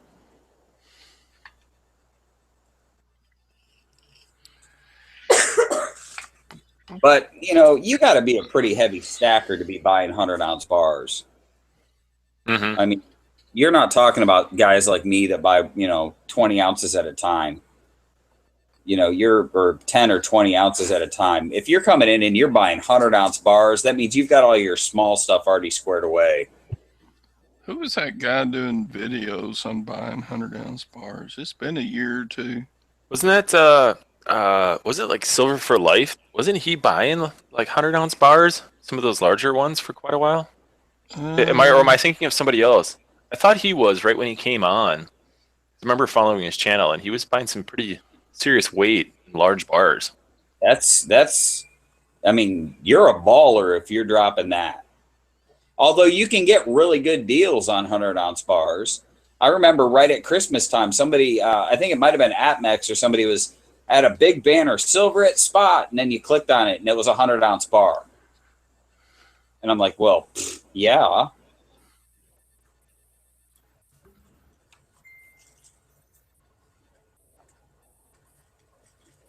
Man, I'm starving. Missed lunch today. So did I, Mark. I haven't felt hungry all day. Slacker's got some 100-ouncers. Silver Slacker? Yeah. Dude, are you kidding me? No, he's got some. That guy's got 100 ounces in the drawer next to a sink in his bathroom. I know. Good Lord. He trips over 100-ounce bars. He's got him using them as door stops. That guy's the ultimate silver pimp. Yep. CCT. Hello, Mark. I thought I heard the accent. How you doing, man? I'm okay. I was just going to reiterate what was sort of discussed in the outside chat earlier about you know, some of the premiums on coins when they're released and how that you know, drops over the years. And here's some examples. You know, these Canadian proof coins, of which I have many, you know, would have had quite a premium on them when they were released. And you know, and I picked these up for just a couple pound over spot at the LCS. I was just looking at those today. We've got a bunch of those in our junk bin. We've got a bunch of those commemorative 50% silver. Yeah, that's it. Yeah. Yeah, still in those gray boxes. We've probably got 10 or 15 of them. They're beautiful coins, absolutely beautifully struck. Yeah, they're proof-like. Yeah, absolutely no issues with them. Yeah, like you say, 50% silver. And yeah, you just pick them. I pick them up for, I think it's £2 over spot. Yeah, I could get those all day long for $1, $1.50 over spot because they're 50% silver and nobody wants them. earlier one because it's got a posh case. Posh case. Yeah. Is that like fancy? That's nice, Pops. That's swanky. Yes, there you go. Yeah, this is like swanky. Yeah, swanky. Johnny Rabo is who I was thinking about on those 100 ounces. Yeah, I just pulled up it. Yeah, nice find, Pops. Yeah, we had that. We've got that one in the case or in the bin. Yeah, the same goes for other mints as well. You know, like these from the New Zealand mint, when they were released, they would have had a hell of a premium on them. But again, I think these ones are sterling silver. But yeah, beautiful coins, beautifully struck. You know, and you get the presentation case as well, and they're just a little bit over spot. Well, and so sterling holds out better as far as, you know, not spotting up. So it is something to bear in mind when you're buying modern coinage. You know that their value can decrease over the decades, whereas bullion is just tied to spot. It's so funny, CCT. What I see in the community a lot of it. It's such a weird thing that people will buy, you know, tons of 90% or 999, but they won't buy sterling. Yeah, I know, it's crazy, and I love it. I love sterling. Sterling is purer than 90%, but they'll buy 90% all day long. Yeah, and snub their noses at sterling silver. Yeah. But, you know, obviously, as we were saying, there are coins that will hold up their value, you know, an increasing value. Like this one, for example, which I'm very lucky to own because there ain't many of them around. Oh. The butterfly. Hey, that looks familiar. If you look at Simon's avatar, yeah. Oh, wow. There aren't many sirens around either. Oh. Is that 1 ounce? Yes, I believe so. What a gorgeous coin. Yeah, I got to offload 200 or 300 of mine. Now, what's the purity on that? I think it is 999. Is it 0.72, Simon? Oh, I can't see it. I'm showing it to the camera the other way. 0.72? I think Siren said? Yeah, she did, yeah. It probably says it on it. Well, it will say it on it. Hey, Siren, you're right. Yeah, Pops is an oldie but a goodie. Oh, it's on the other side. It does say it on there. I haven't opened up my screen to see it. So Plata 0.720. What's the 0 for? Yeah. Because they can. I guess. It's like once you hit the 13th place of pi, what's the point? Yeah. It's still the a point circle. that Sarah was making earlier is that you've got to make a judgment. It's a gamble, isn't it? Really, you've got to pick out the ones that are gonna hold up better, or you're doing like me and you're buying these close to spot, so these are still spot tied. So when I bought these, well, some of them I bought, some of them were sent to me. Spot was lower probably, I can't remember. So if spot goes up, these are going to go up. It's really no different. Just for the silver content. To bullion. Yeah. That's so funny that I literally had about 10 of those in my hand today. Yes, Sarah, it's a win-win. At worst, you get spot, but collector appeal is, the wild card, yeah. And they did those for different provinces all through Canada. Yes. Well, like I say, it isn't just the Canadian ones. There are other mints as well, like these New Zealand mints. stunning coins.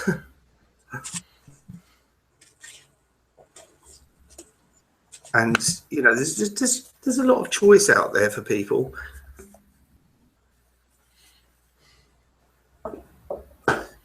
Too much at times. Yeah. Yeah, like Siren said, get them close to spot and enjoy.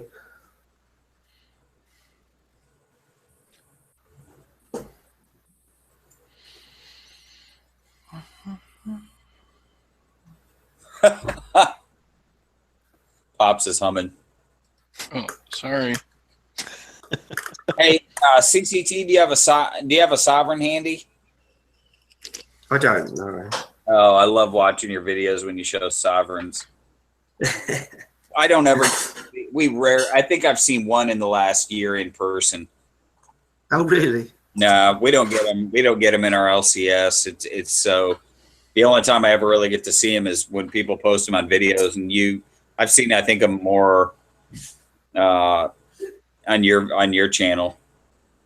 Oh, right. Silver Siren, the Krugerrands are on a boat back to Africa.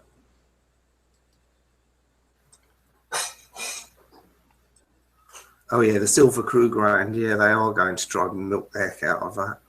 Yep, they're going to restrike them all over again. I don't know what the problem was. They won't say what the problem was, but...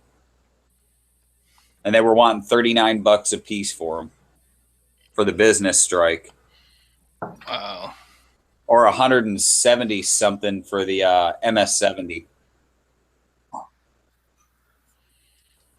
That's right, Stock. There are so many other great things to buy than silver Krugerrands. I wanted one. I always wanted a Krugerrand, but many people that fall for the sales patter. I mean, yeah, I mean, okay, I may well get one, but it would only be one, and just for value, nothing more. Yeah, you got to get one for the novelty. I you know, I'd rather be buying this, you know. That's a Balboa set. Again, ball close to spot. Yeah.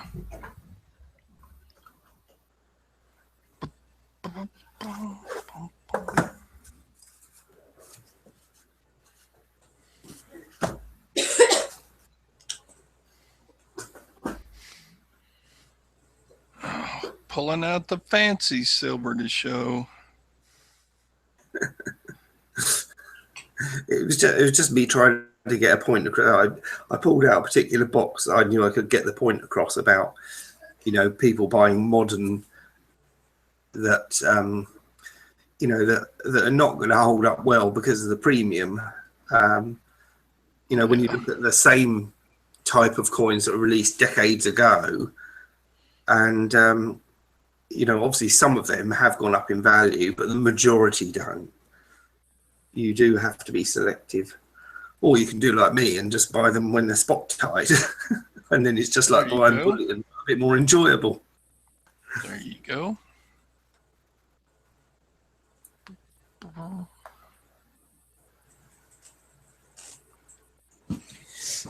All right, folks, I got to check out. I got some pouring to do.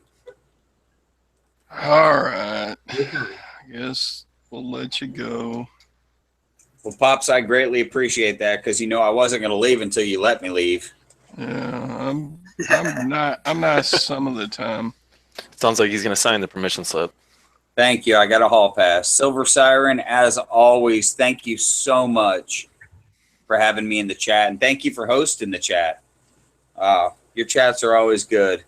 Good people, good entertainment, and good information. So now you can leave, but you're not supposed to be nice to Siren. I'm not. Well, the day I get invited to a Ops chat, I'll be nice to Pops. Oh, I don't do live chats. I wouldn't be able to figure out how to do it. Hence, I'm not nice to Pop. But I will be nice to Siren because Siren is awesome. She is. So I might be doing a chat later. I don't know. It depends on if I get a call from the bear.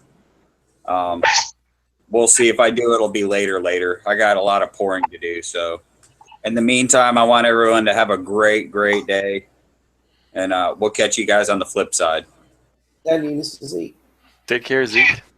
Take care, guys and gals. I didn't mean that, Siren. I was just teasing. Surprised she didn't mute you yet, Pops.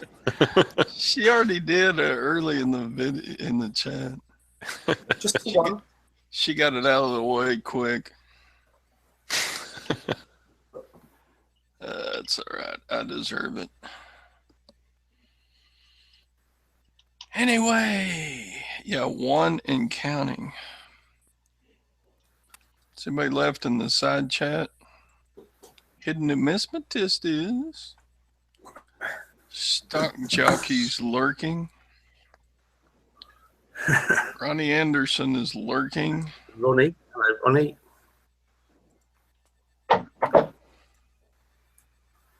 Stock jockey really lurks. He lurks in a lot of places. Yeah. He really does. Have y'all kept up with stock jockey? He's a lurker.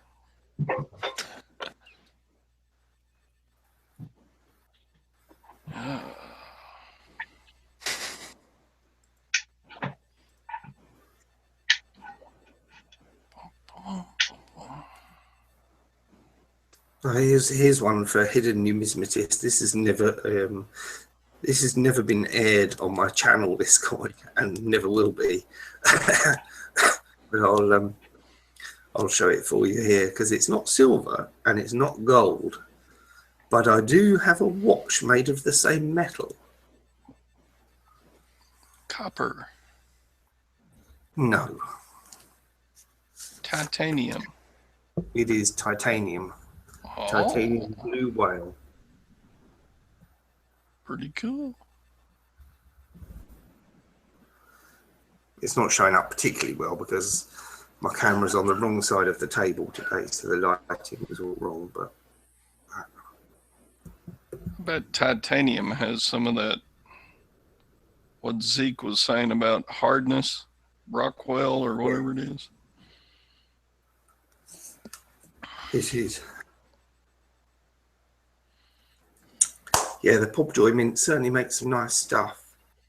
Hello, Sam. Hello. I almost had a burp ready to go, but it didn't quite happen in time, so I have to forget about coming in with a belch at the very beginning. I apologize for that. Oh, well. Yes, I would have muted you anyway.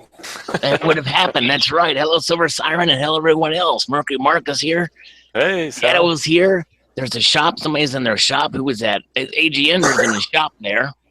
Oh, excuse me. There it was. I apologize post burp, post belch, and it still wasn't accepted. But it made it past the censors. Yes, it did. You must be like the favorite or something around here. Yeah. Because I get muted. That's favoritism, Iron. Favoritism. Oops. Looks like you just got muted again. Pops, did you mute yourself? No, I didn't. That was Siren. Cut me off at the knees, like no mercy on the old man. It's all right. Everyone having a good day? Yeah, until you burp and I'm the one who gets muted for it. Oops. Lo siento, that's Spanish for I'm sorry. No, de nada. Of nothing. Very good. Hey, Seattle. Typing on the side there. And I'm down with CCT. You know me. Yeah, I was just coughing there. I had to mute myself. Still haven't shaken this cold. There you go. I'm sorry you have a cold, sir. No fun. Yeah, I called it off of Cold Silver the other week. They should call him Cold Silver. Yeah.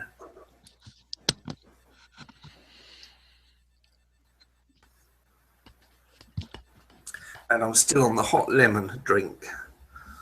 Oh, yes, lemon is good. Hot lemon. That's good. I heard whiskey's good for what ails you, too. Yeah, you like your good whiskeys, don't you, CCT? I tried that last night, didn't I? And it didn't work out too well. Ah, yes. Seattle's got to get us some more suggestions of some good whiskey. I've got some Maker's Mark. Not Mercury Mark, but Maker's Mark. I bought a small little bottle of it just to sip on a little bit. You know, it's kind of, it's not the high class stuff that Seattle shows, but.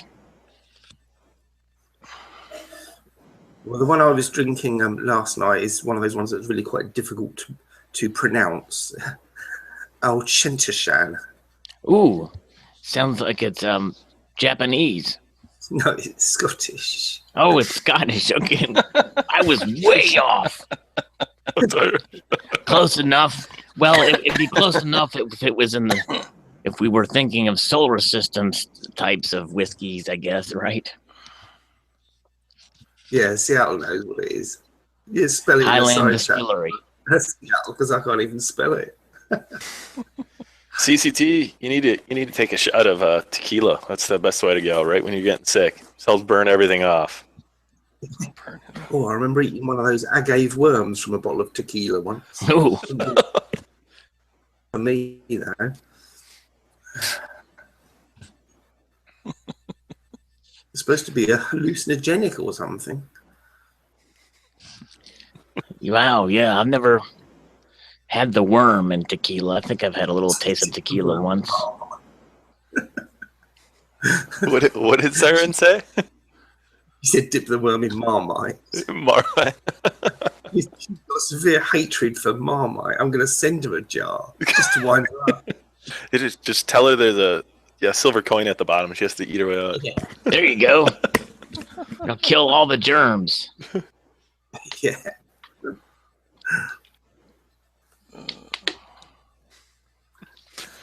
Tequila's a lot like colloidal silver, isn't it? Yeah. Yeah, there you go. If you have it at sunrise, it is, especially. It's another tequila sunrise. That's what I was waiting for. Thank you, Pops. Yeah. Just gonna serenade all. I can play. He was a high school band teacher. That means he knows. Yeah, I may well have had a.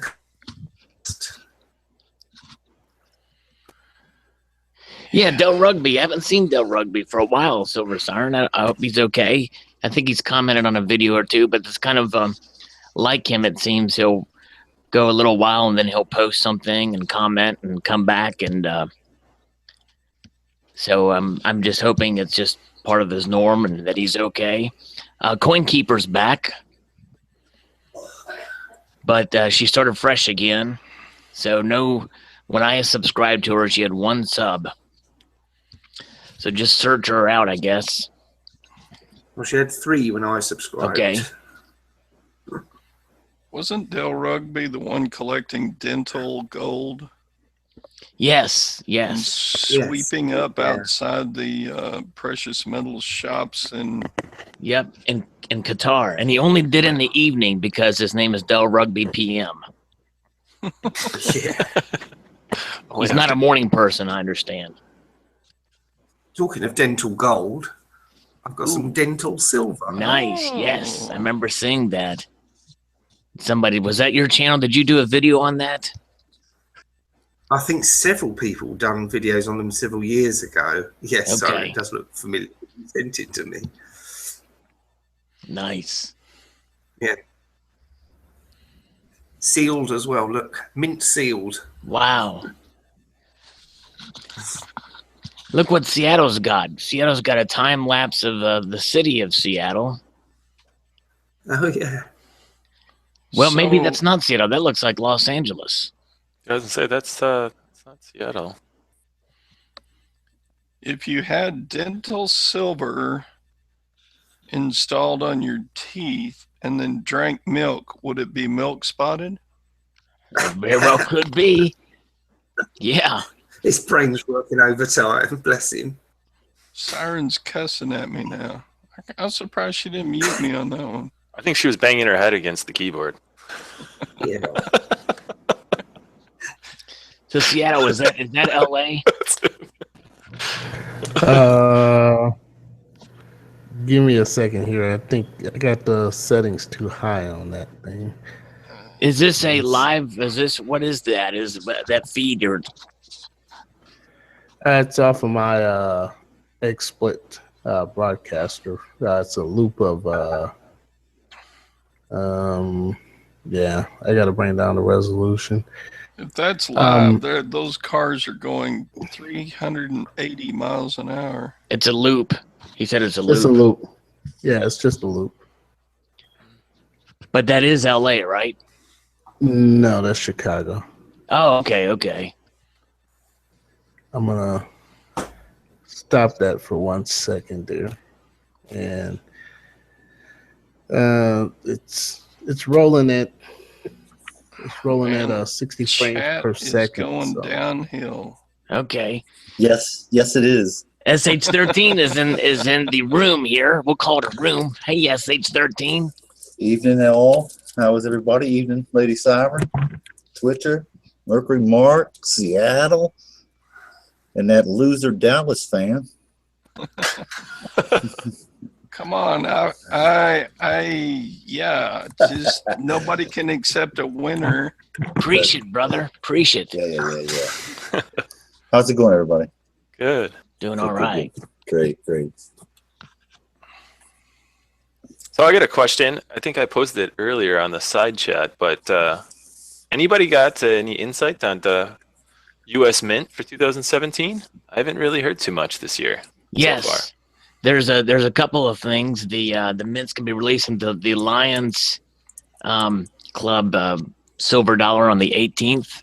Oh, okay. And on the 12th, they're going to be releasing what we already know will be renderings for the new ultra or high relief gold coin, $100 gold coin. I assume will be the $100 denomination, which will celebrate the Mint's 225th anniversary. Oh wow! And I posted videos on that last year, but I may do another video once they do make that announcement and release those renderings. But it's going to have an eagle in flight on the reverse and then a representation of liberty on the obverse. And they're going to offer it at spot price? I think spot and 5% under spot, I believe. They're being very giving this year because it's their anniversary. So it's going to be a gift to us all. Nice. Talking of commemorative silver dollars. Oh yeah, that's the Congressional Commemorative Dollar from Congress. 1989 is the date on that piece. Very nice. That's 1989. Yep. Beautiful. And that design is what inspired this. In fact, let me get it here. That's a pretty good looking that's the design that inspired this, CCT. Ah, yeah, I can see it now. What's that on her head? It's some stars and a feather. Feathers. I'll show you again. Siren's cussing again.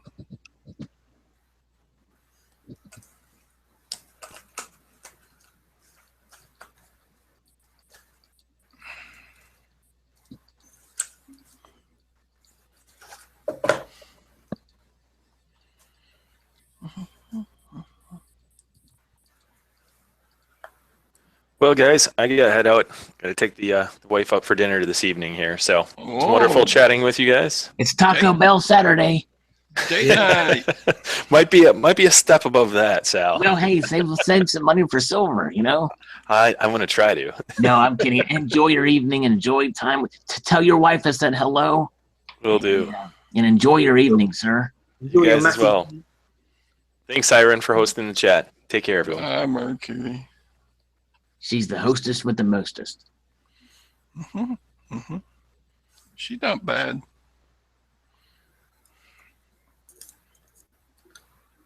Where were we? Hustling is Mercury Mark left and Silver Hustling left, but he didn't say goodbye. What? He Well, he just didn't dropped stay out. very long. I guess he got upset at me giving him a hard time. The stock jockey wants to know, is that Nancy Pelosi? Oh, let me see. This is not Nancy. She's a little pretty, a little younger than Nancy. Nancy Pansy Pelosi with the Mosi. Yeah, maybe SH13's having connection issues.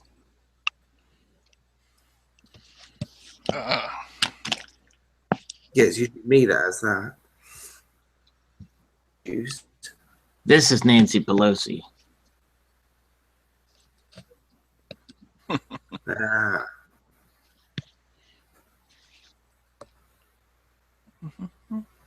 Yes, review your topics list, Simon. I think one of which was...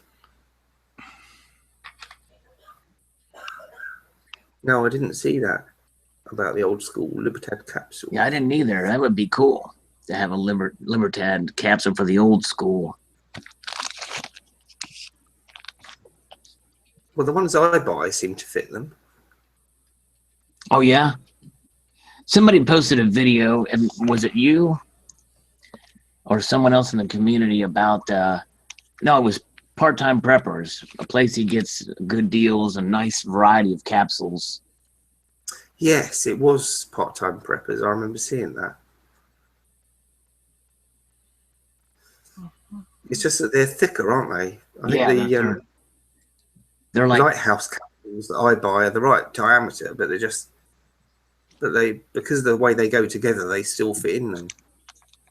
Yeah, 36 millimeter and thick.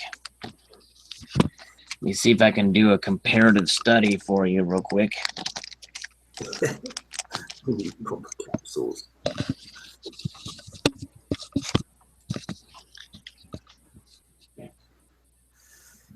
Yes, there are millions, Siren.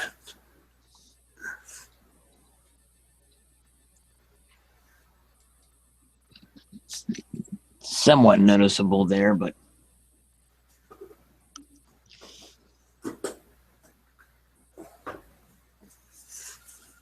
so when you hold them up this way, you can really see the difference in diameter. Let me see here.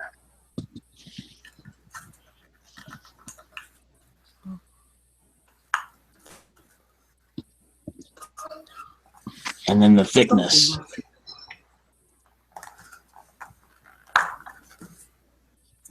Somebody must make them though, because obviously you have them on the proof Libertads.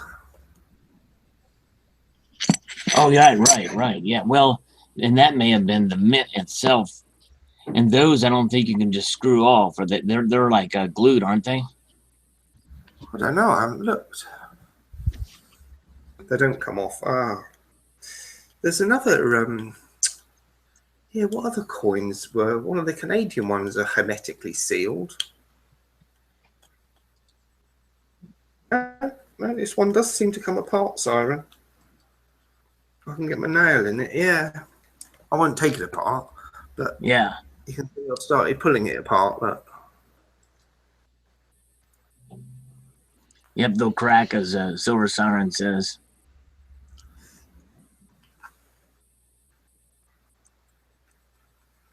that one would if I wanted it to. I had a job getting it out of the case, but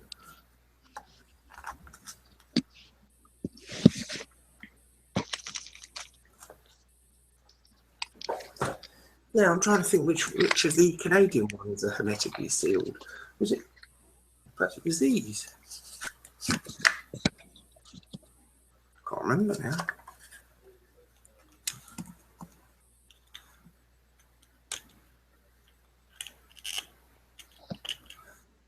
That wasn't those. Don't know. Can't remember. Can't remember everything. And there's so many different round and bar sizes these days. But, you know, the old school Libertads, I would think, are common enough that you would think that someone would have made a capsule for them. Yeah, I mean, someone obviously produced those capsules for the proof ones, selling them on the secondary market to collectors like us. Well, and part of the reason may be because a lot of people consider the old school Libertads, by and large, aside from a few exceptions, as just bullion. So there's not really much demand, maybe. I don't know.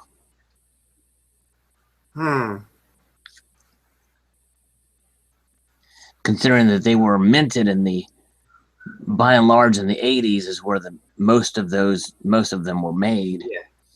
Yeah. It's at that time there wasn't quite the market. I mean, finding a tube for them would be hard too.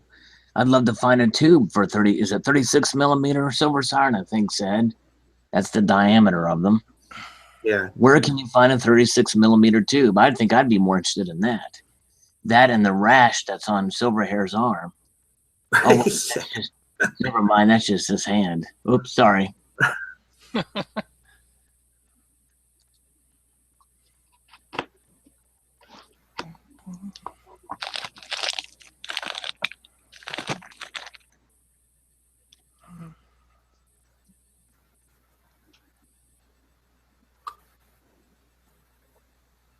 She's determined to find a source.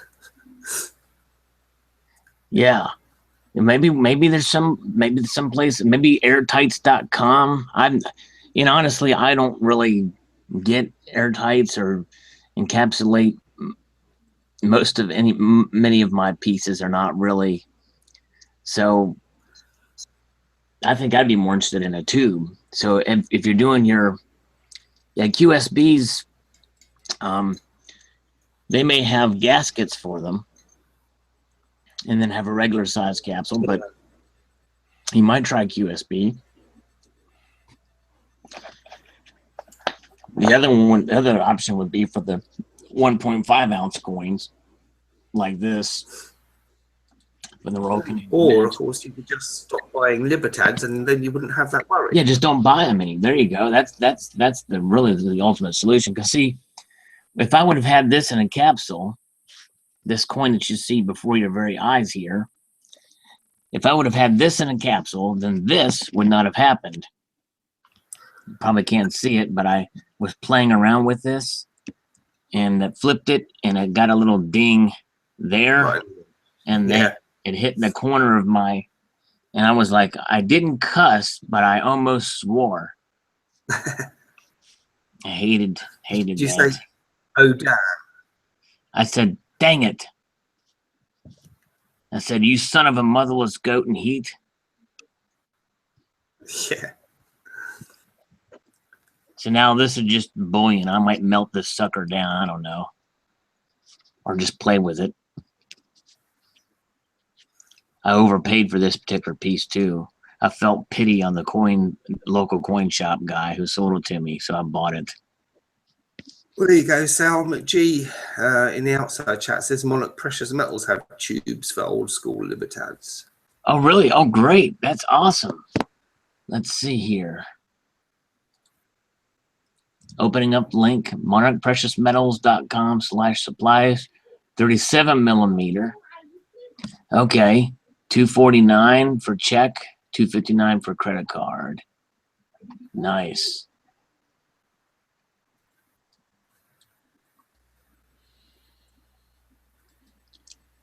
$6 shipping, so buy $100 worth of those tubes.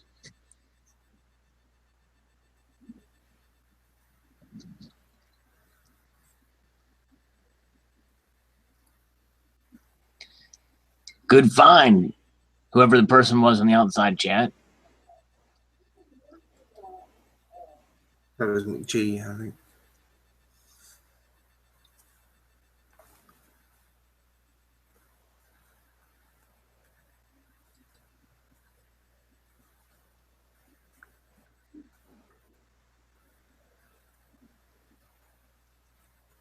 So now Silver Siren's quest is to find the actual capsules. So sorry for the muddying of the waters. I peed in the waters a little bit there. Apologize for that. Looks like what's in Cyber's cup. Right.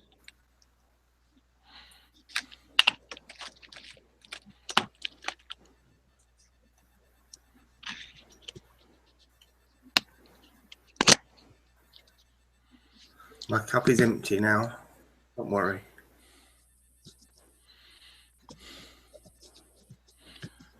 Is that Mr. Jefferson?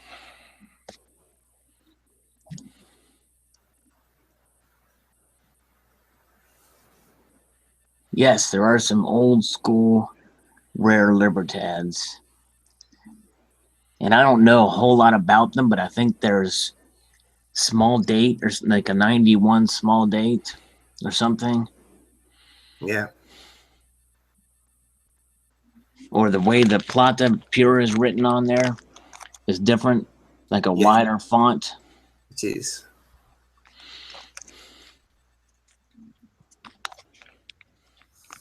Robert Morris has asked, is anybody excited about any new coin that is coming out?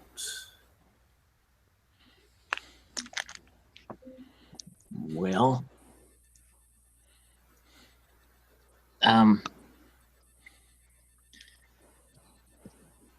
not really. On the immediate horizon, not really. I mean, the Lions Club coin I've got to collect for my modern commemorative, and it's kind of a neat design. The lions and the reverse of it are pretty cool, but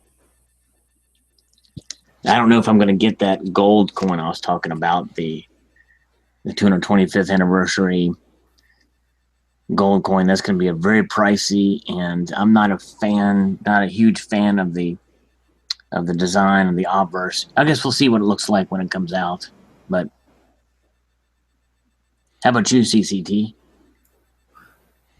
There's nothing much in my sights of appeal at the moment, I must say.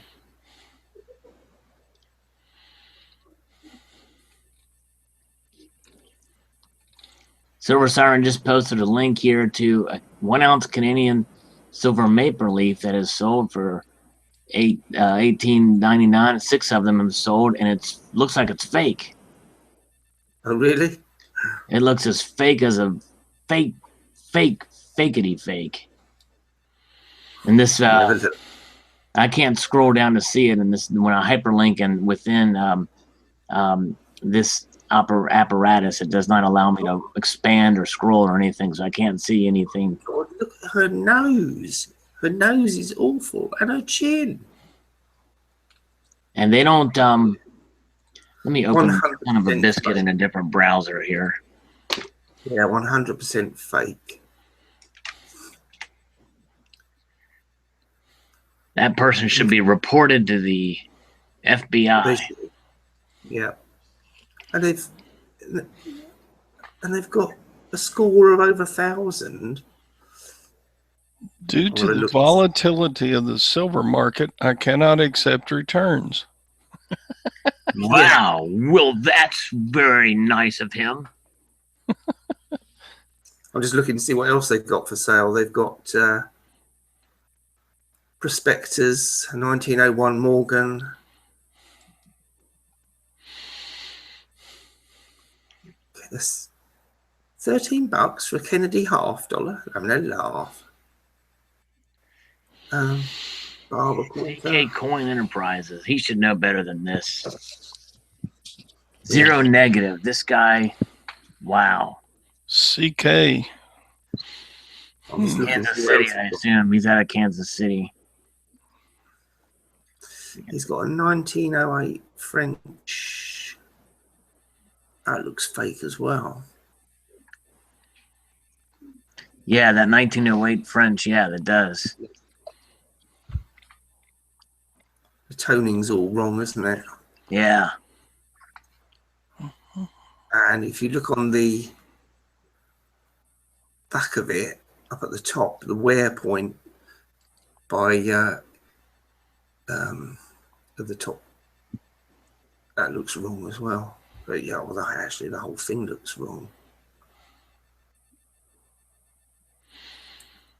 may not ship to the United Kingdom. Bloody good job too. He doesn't want you to destroy it. Yeah. That's the problem. He should just say, will not ship to CCT in the United Kingdom. Yeah.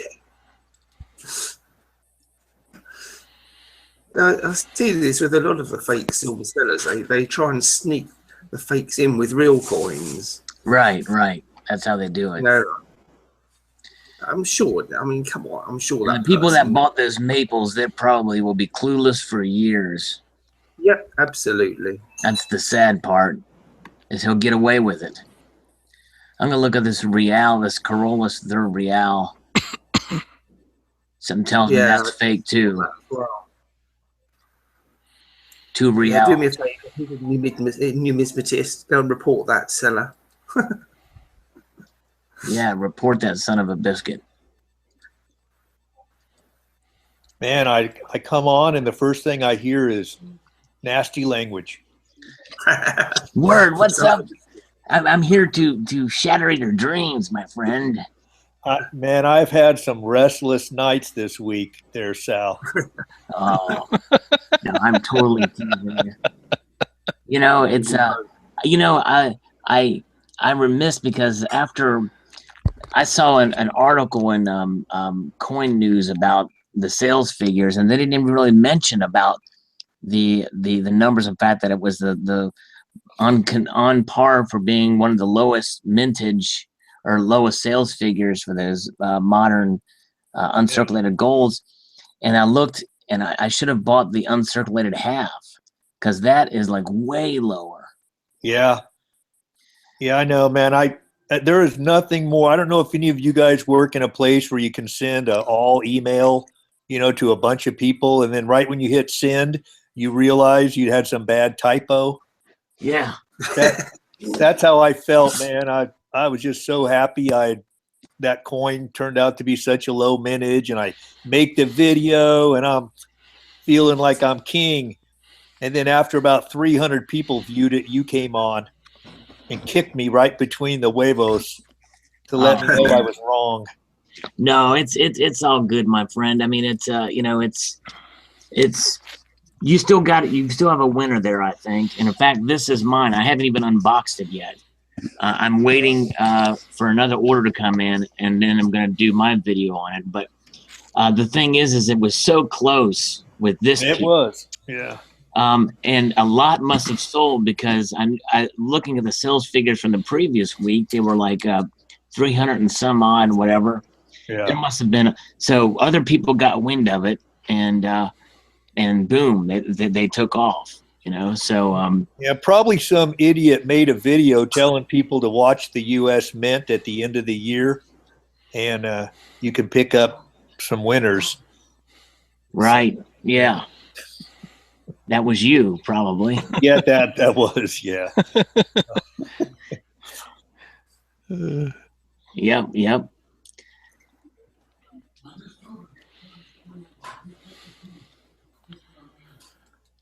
I love watching Cole Silver videos for all the knowledge.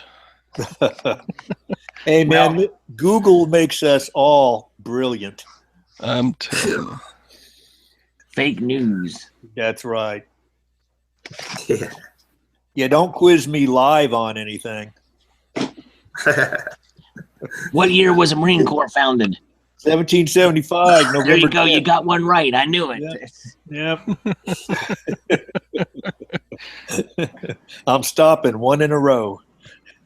Yeah. Do we have CCT on? Yes. Cole. Oh, well, hello, sir. Hello, sir.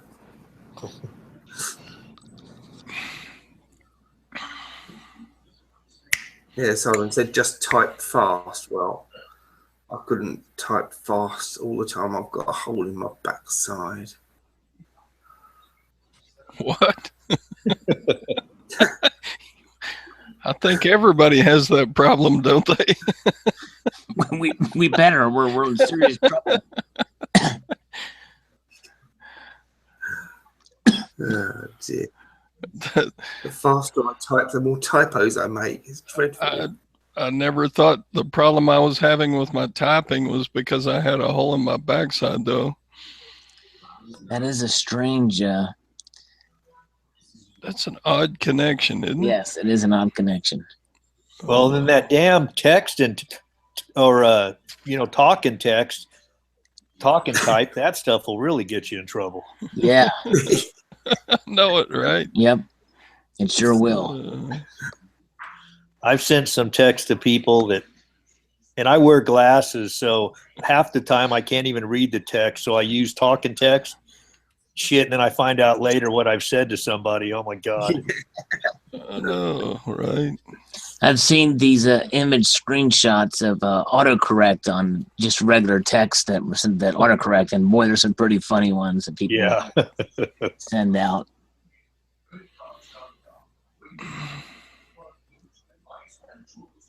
Well, Colin, I gotta say, I really enjoyed your. Obviously, I enjoy your coin videos, but the one where you guys went to the range, you and your wife, that was really fascinating. That 1,000-yard range. Oh yeah, yeah. It's funny. She has always plinked around with guns, but has never. She's just kind of like your average person that shoots a couple times a year. And then all of a sudden this last year, I don't know why, but she kind of got interested in it, and she's really turned out to be a heck of a shot with both the rifle and the pistol. It's just amazing. I think she watches all these damn shows on TV with all these bad chicks. Right. Yeah. And every time I walk in, she's always watching a show where the woman is killing the guy, which makes me wonder. Oh boy! Wow. I think there's some pent up anger there. So there you go. Nah, but that's amazing. That's really cool. Yeah, it's it's and there's two different worlds: pistol shooting and rifle shooting for sure. It's yeah, good at both is pretty amazing. Yeah, I don't shoot animals. I don't have a desire to hurt anything or anybody. But I love punching holes in paper. Yeah. Yeah, I've got a paper hole punch as well. Yeah, there you go. I got one of those three hole punchers for binders, Yeah, well, you saved 3 bullets right there. That's right, exactly. There you go. Pops has got one handy right there. Yeah, he's probably got one for sale on eBay. He probably does. He probably bought a bunch of them at a discount, missing the actual hole punch, and took many hours to install new ones that he got on sale from some other place. Yeah. Then he'll sell them on eBay for $50 or whatever. Yeah. Wonder if we'll work on this Morgan. Let's give it a shot. Shot market. I won't fit in. Dang it. Live. What a shame. Live in 144p. I was fixing to make necklaces. There you go. Pendants.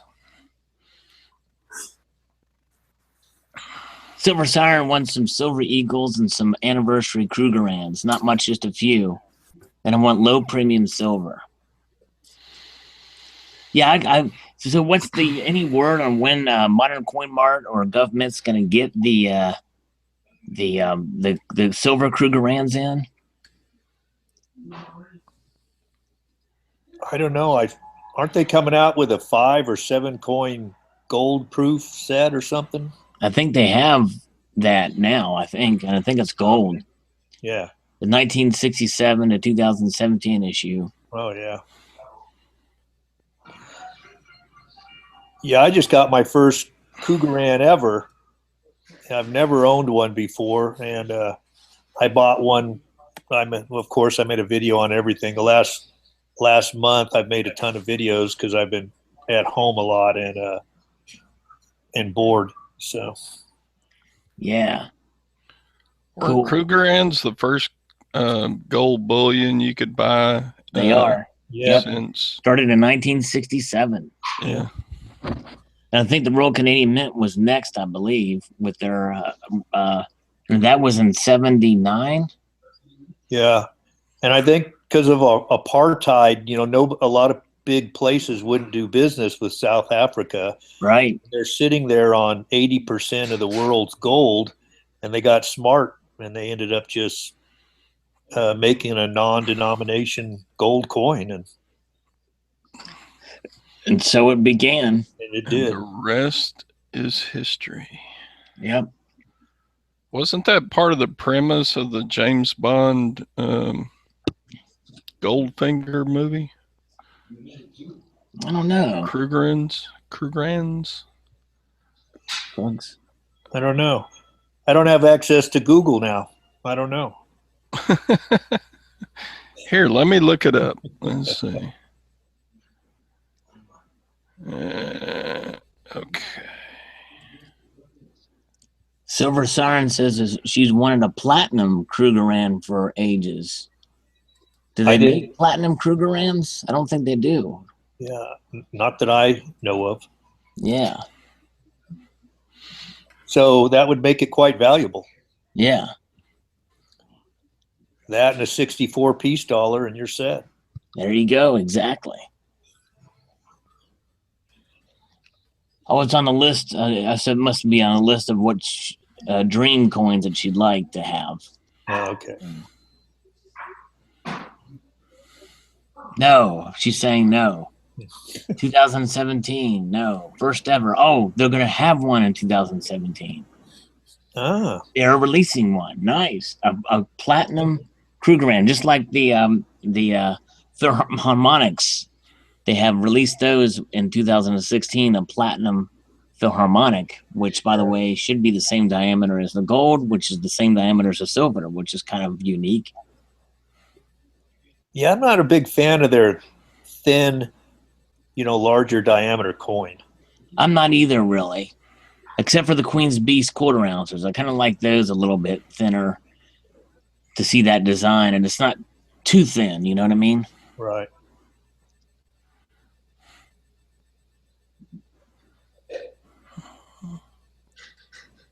The Britannias are like that too. Don't they have two different diameters for the Britannias? I think the newer ones from 2015, I think, are smaller, if I'm not mistaken, but I don't have any of them. Hmm. So, yeah, I think Silver Sarn's agreeing that I think they are smaller now.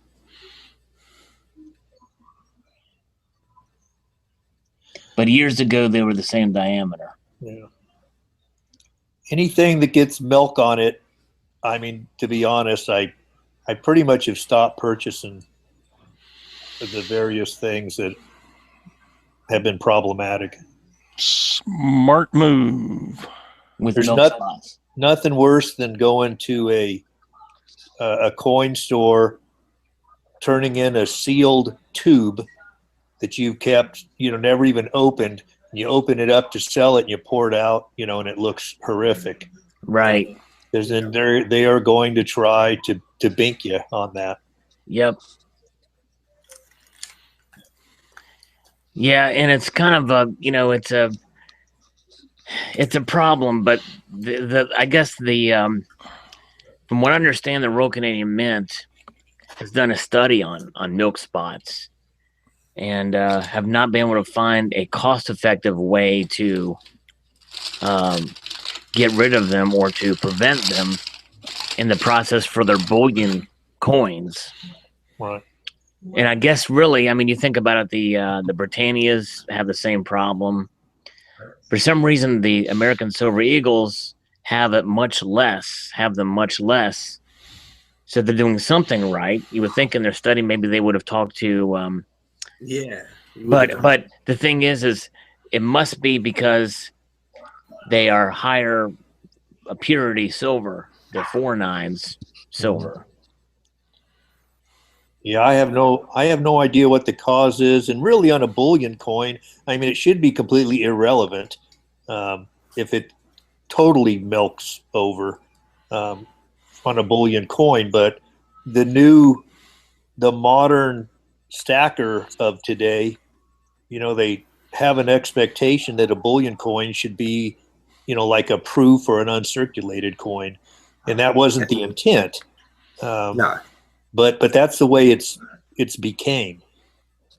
Right, but here's the thing: a bullion coin spotting being irrelevant.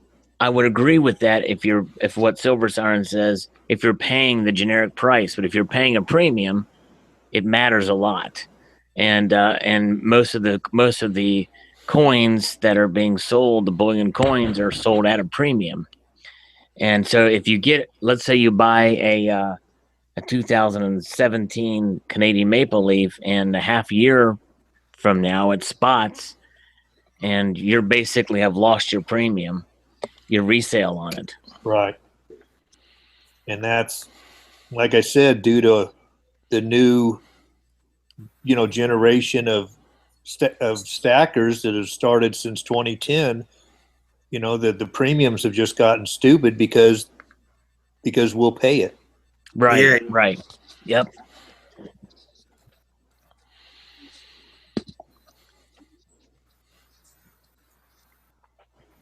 I mean, because even when the prices were similar to what they are now before the boom, I never saw any $4 and $5 premium on a 1 ounce silver coin. I mean, that's just, that would have been insanity.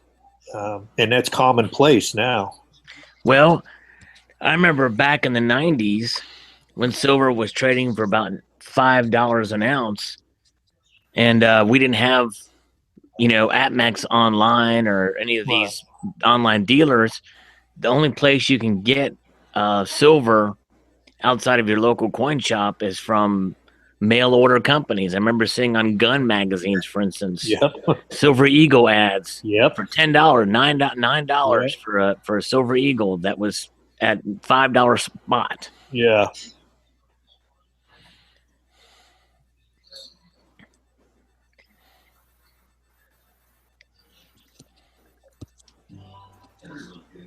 Yeah, Coinstar was around. I see Silver Siren asking. Oh yeah, yeah. Yeah, the other thing I noticed is that like a decade ago, there wasn't the fractional gold that's around now either, was there?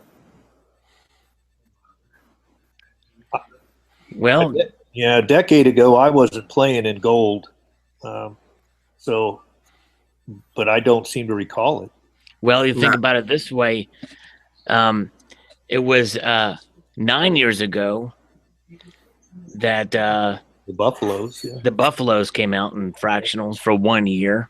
Yeah, and but there was plenty. I mean, I believe there was a lot of fractional gold back then. Was there? I don't really remember seeing it, but like Cole said, maybe I wasn't really looking for it. Yeah, I think that's probably the case. I mean, because going to coin shows, I'd see them a lot of fractional from, you think about it, the fractional pandas. I've got a 20th of an ounce, 1982, I think. Panda. Yeah. There's one. Yeah, there's your. That's a. What is that? Is that a 3 grammer? 1 gram. 1 grammer. Wow. Yeah, you're zoomed in tight there. Nice. But yeah, I mean, there just seems to be loads of these fractional gold coins around now. Maybe they were around a decade ago, but weren't making so many of them. Well, and I think part of it too is the age of the internet. We're being bombarded with this stuff now. And even 10 years ago, there wasn't the online presence for gold and silver. The gold and silver marketplace online was in its infancy. Yeah, and I hate the one thing about the fractional gold is the one thing I really like about gold is its premiums are so much lower on average, than a silver product. And I see typically people that are buying those really small fractionals are likely people that cannot afford, a half or a full ounce. So I certainly understand it, but the problem is they get nailed with the big premiums, right? And so I get asked all the time by young new stackers about what should I buy if I want to get some gold. And that's why I always tell them, I said, save your money until you can afford at least a half ounce. If we're talking about bullion coins, I'm not talking about premium flipping coins and all that type of stuff. But for your typical bullion coin, if you can't buy at least a half ounce, you might as well just go ahead and buy something, stick with your silver. Right. Yeah. Right. Because it's fun. The one thing I really like about, another thing I like about gold is like when I bought my first Cougar ran, 3 days later, I could have sold it to APMEX for more than I bought it for. That because they had that deal on eBay where eBay and APMEX were, they did that on several coins. But I bought it for like $11.51, and a couple days later and today, it sells for more. And there's just not a lot of bullion silver coins that happens to. Right. Where 2 days later you can sell it to APMEX and make a profit. If you buy a 1 gram Canadian maple leaf gold coin for $50, you're paying $1,555 an ounce for that on average. So that's just an example of it. Yeah. And it's hard, And the thing is I know for me, I paid my latest one. Let me just calculate this. I paid $307 for my 1/4 ounce Griffin. So if you multiply that by 4, that's $1,228, and that was when gold was cheap. Right. That was when gold was $11.30, I think. Yeah, $11.30. That's exactly right. That's what I bought it at. Mm-hmm. Yeah, and it's funny. The 1/4 and the 1/10 ounce typically have the same premium. Yeah.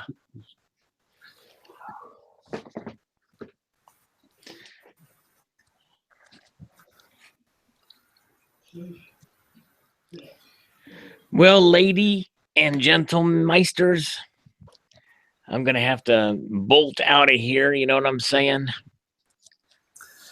But, yes, I think me too, Sal, because it's nearly midnight for me. Yeah, that's right.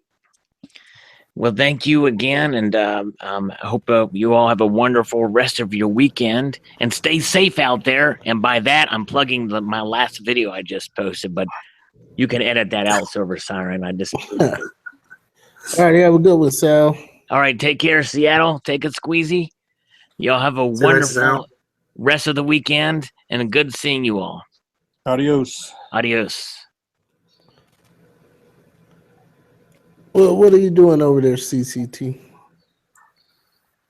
Not a lot. Just heading to bed, I think, Seattle. Yeah. Because it's nearly midnight for me. I hear you. Like Pop's dropped too. Yeah. Looks like it. Yeah, I'm going to say goodnight, everyone. Good to catch up with you, Carl and Seattle. And see you later, Simon. Oh, excuse me. I'm going to start yawning now. Have a good night, CCT. All right, buddy. Have a good one. Yeah, have a good one. See you later.